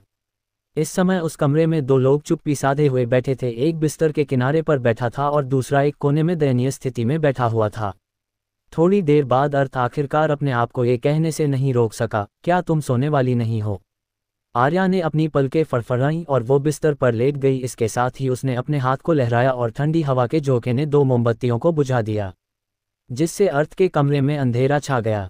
यदि अर्थ के लिए इस महिला को हराना असंभव नहीं होता, तो भले ही वह दिखने में इतनी ठंडी थी, फिर वो उस पर हमला कर देता। मैं पहले मजाक कर रहा था, और मैं न केवल नशे में नहीं था बल्कि मैं पूरी दोपहर शराब का एक घूंट भी नहीं पिया। क्या आप एक छोटा सा मजाक भी नहीं सहन कर सकते हो? आप में हास्य की कोई समझ नहीं है। अर्थ नाराजगी से बुदबुदाया। मैं जानती थी कि तुम नशे में नहीं थे, आर्या ने ठंडे स्वर में कहा, लेकिन मुझे उन लोगों से नफरत है जो कहीं भी शौच और पेशाब कर देते हैं। शौच और पेशाब कहीं भी? क्या ऐसा हो सकता है कि जब वह आकाश विषमोती से वाइन निकालने की कोशिश कर रहा था तो आर्या ने उसे पेशाब करना समझ लिया हो? जैसे ही यह विचार अर्थ के मन में आया और उसकी आंखें चौड़ी हो गईं और वह अपने कोने से उछल पड़ा। तो आपका कहना है कि मैं कहीं भी अंधाधुंध पेशाब कर देता हूँ? कौन सी आंखों से देखा है तुमने? तुमने केवल मेरे द्वारा शराब डालने की तेज आवाज़ सुनी होगी। चुरू कबीले के प्रतिष्ठित व्यक्ति के रूप में कभी भी मैं इतना चरित्रहीन और गंदा काम नहीं कर सकता हूँ। आपको मेरी गहन शक्ति को तुच्छ समझने की अनुमति है, लेकिन मेरे महान चरित्र और व्यक्तित्व का अपमान करने की अनुमति नहीं है। अर्थ द्वारा इस प्रकार की बात सुनने के पश्चात उसने अपनी इत्मीनान भरी आवाज में कहा, मैं भी केवल मजाक कर रही थी। उदास होकर अर्थ चुपचाप अपने कोने में बैठ गया। यह महिला वास्तव में मजाक करना भी जानती है। अर्थ मन ही मन बुदबुदाया। आमतौर पर वह आराम से अपने बिस्तर पर सोता, लेकिन अपनी शादी की पहली रात ही वो कमरे के एक कोने में पड़ा हुआ था। काफी देर तक चुप रहने के बाद अर्थ एक बार फिर बोला, तो आप फ्रोजन क्लाउड संप्रदाय पर वापस कब जा रही हो? कल या परसों? उसने आगे बोलना जारी रखा, हालांकि मैं फ्रोजन क्लाउड संप्रदाय के बारे में ज़्यादा तो नहीं जानता, लेकिन मुझे पता है कि वहाँ पर केवल महिलाओं को स्वीकार किया जाता है और उन्हें प्रेम की भावनाएं वर्जित हैं। हालांकि फ्रोजन क्लाउड संप्रदाय में अनगिनत सुंदर महिलाएं हैं, लेकिन मैंने कभी नहीं सुना कि वहाँ पर किसी ने भी शादी की है। लेकिन तुमने मुझसे शादी की है। ऐसा लगता है कि संप्रदाय के लोगों के बीच आपकी प्रतिभा काफ़ी दुर्लभ है, और शायद आप एक ऐसी प्रतिभा है जिसे उन्होंने सैकड़ों वर्षाएं में केवल एक बार देखा हो, अन्यथा वे आपके लिए अपने नियम नहीं तोड़ते। आर्या थोड़ी देर तक चुप रही, फिर उसने धीरे से कहा, 1 महीने बाद। 1 महीना? अर्थ के चेहरे पर एक हैरानी दिखने लगी जो अचानक ही एक मुस्कुराहट में बदल गई। उसने अपने सिर नीचे किया और फुसफुसाया, धन्यवाद। वो आगे बोला, तुमसे शादी करने से पहले मैंने सोचा था कि तुम उन सभी लोगों की तरह होगी जो मुझे तुच्छ समझते हैं, लेकिन मैंने जितना सोचा था तुम उससे कहीं बेहतर हो। आप न केवल सुंदर हैं, बल्कि प्रतिभाशाली और दयालु भी हैं। एक महिला के रूप में आपको पूर्णतया परिपूर्ण माना जा सकता है। अब चूंकि आप इतनी दयालु हैं तो निश्चित रूप से अपनी शादी की रात अपने पति को कोने में नहीं सोने दोगी, है ना? मेरा बिस्तर काफ़ी बड़ा है, अगर उस पर 2 व्यक्ति भी सोते हैं तो भी पर्याप्त जगह बची रहेगी। अर्थ अपना वाक्य पूरा भी नहीं कर पाया था कि कमरे में ठंडी और जानलेवा आभा फैल गई, जिससे अर्थ कांप उठा और उसके कानों में ठंडी आवाज पड़ी, अगर तुम इसी तरह बकवास करते रहे तो मैं तुम्हें दोबारा कमरे से बाहर निकाल दूंगी। अर्थ ने अपना मुंह टेढ़ा कर लिया और बिल्कुल किसी आज्ञाकारी बच्चे की तरह चुप हो गया, और उसके पैर उसी जगह पर वापस चले गए जहां पर वह पहले बैठा था। यहाँ कोई है? अचानक आर्या ने कहा। थोड़ी देर के बाद अर्थ ने कदमों की धीमी आवाज सुनी। यदि उसने पूरा ध्यान लगाकर उस आवाज को सुनने की कोशिश न की होती तो शायद उसे कभी उन कदमों की आवाज सुनाई ही नहीं देती। उसके कमरे के बाहर आते ही उन कदमों की आवाज अचानक ही रुक गई, और फिर कुछ देर तक उसके आंगन से थोड़ी थोड़ी आवाज आती रही, और फिर धीरे धीरे वह आवाज पूरे तरीके से गायब हो गई। रात हो चुकी थी और कबीले के लीडर के पोते आरव को नींद नहीं आ रही थी। वह अपने कमरे में इधर उधर चक्कर लगा रहा था। अचानक उसके कमरे का दरवाजा खुला और समर के तेज कदम अंदर की ओर आए। आरव ने अपनी आंखें सिकोड़ लीं और पूछा, खबर कैसी है? समर ने आरव की समर की ओर ध्यान से देखा और बहुत सावधानी से बोला, मैं अभी अभी अर्थ के घर से आ रहा हूँ। ऐसा लगता है कि अर्थ को कमरे से बाहर नहीं निकाला गया है और कमरे की बत्ती भी बंद है। ये सुनकर आरव के चेहरे के भाव अचानक से बदसूरत हो गए और उसके चेहरे पर एक अजीब सी झुंझलाहट नजर आने लगी। समर का दिल जोर से धड़क उठा और उसने झट से कहा, लेकिन आपको चिंता करने की जरूरत नहीं है बॉस। आर्या ने गवर्नर की हवेली और यहाँ तक युवेन परिवार के लोगों तक को हेय दृष्टि से देखा है, वह ऐसे में एक बेकार व्यक्ति को कैसे पसंद कर सकती हैं? हालांकि उसे कमरे से बाहर नहीं निकाला गया है, ऐसा शायद इसलिए हो सकता है क्योंकि उसे अर्थ पर दया आ गई हो, और शायद वह नहीं चाहती कि उसका मजाक उड़ाया जाए। वह भले ही आर्या के साथ एक ही कमरे में है, लेकिन मुझे संदेह है कि वो आर्या के साथ एक ही बिस्तर पर न होकर जमीन पर लेटा होगा। यही होना चाहिए। आरव ने भद्दा सा चेहरा बनाकर अर्थ के आंगन की दिशा में देखा और उसने अपनी मुठियां भींच ली। आर्या वह लड़की है जिसे मैं पसंद करता हूं और कोई भी मेरे मामलों में हस्तक्षेप नहीं कर सकता है। मैं खुद व्यक्तिगत रूप से जांच करूंगा और उसे आर्या को हाथ भी नहीं लगाने दूंगा। समर ने भी तुरंत उसकी हाँ में हाँ मिलाई। आधी रात में अर्थ अभी भी अपने कमरे के एक कोने में जाग रहा था। उसने अपनी खोली और अपना बायां हाथ उठाकर अपनी हथेली के केंद्र की ओर देखा। अंधेरे में आकाश विषमोती से हल्की हरी रोशनी निकल रही थी। एज्योर क्लाउड महाद्वीप में केवल आकाश विषमोती की शक्ति के साथ उसने अकेले की पूरी दुनिया को हिलाकर रख दिया था। लेकिन उसे पूरे एज्योर क्लाउड महाद्वीप के क्रोध को भी झेलना पड़ा और उसने अपनी सारी जहरीली शक्ति का लगभग उपयोग कर लिया। आकाश विषमोती उसके शरीर के साथ मिलकर उसका एक हिस्सा बन गया था और वह शायद ही इसकी सामान्य विषाक्तता की उपस्थिति को महसूस कर सका। अपने हत्या क्षेत्र में अपनी मृत्यु से पहले उसने आकाश विषमोती की शक्ति को जरूरत से ज्यादा खींच लिया था और उसकी जहरीली शक्तियां खत्म हो गईं। आज के इस आकाश विषमोती में केवल सबसे बुनियादी शिरण, शोधन और समलन क्षमता थी, साथ ही इसकी भंडारण क्षमता भी बनी रही। उसकी गहरी नसें क्षतिग्रस्त हो जाने और आकाश विषमोती की शक्ति खत्म हो जाने के कारण उसे इस छोटे से शहर में कभी भी एक महत्वपूर्ण व्यक्ति के रूप में नहीं देखा जाएगा। सबसे असहनीय बात तो ये थी कि उसमें अपनी पत्नी के साथ विवाह करने की क्षमता भी नहीं थी। यदि वह ताकत चाहता है तो उसे जो सबसे बुनियादी कदम उठाना चाहिए वह सबसे पहले अपनी मिस्टिक वेन्स को ठीक करना होगा। आर्या को यकीन था कि उसकी गहरी नसों को उन तरीकों से ठीक नहीं किया जा सकता है जो कि एक सामान्य चिकित्सक उपयोग करता है, लेकिन उनके लिए यह कोई असंभव बात नहीं थी जो कि एक चिकित्सा संत के उत्तराधिकारी थे। हर कोई जानता था कि चिकित्सा संतों के पास हीलर सिद्धांत होता था जिससे कारण किसी भी समस्या का समाधान आसानी से किया जा सकता था, लेकिन ऐसे चिकित्सा संत इस दुनिया में बहुत ही कम मात्रा में उपलब्ध थे जिन्हें ढूंढना लगभग नामुमकिन था। अपनी गहरी नसों की मरम्मत कैसे की जाए, इसके बारे में अर्थ आज तक सोच रहा था। उसकी गहरी नसें जन्मजात विकलांग नहीं थी, लेकिन अभी वे पूरे तरीके से खराब हो गई थी, जिससे वह इन्हें ठीक करने के पारंपरिक तरीकों का उपयोग करने में असमर्थ हो गया था।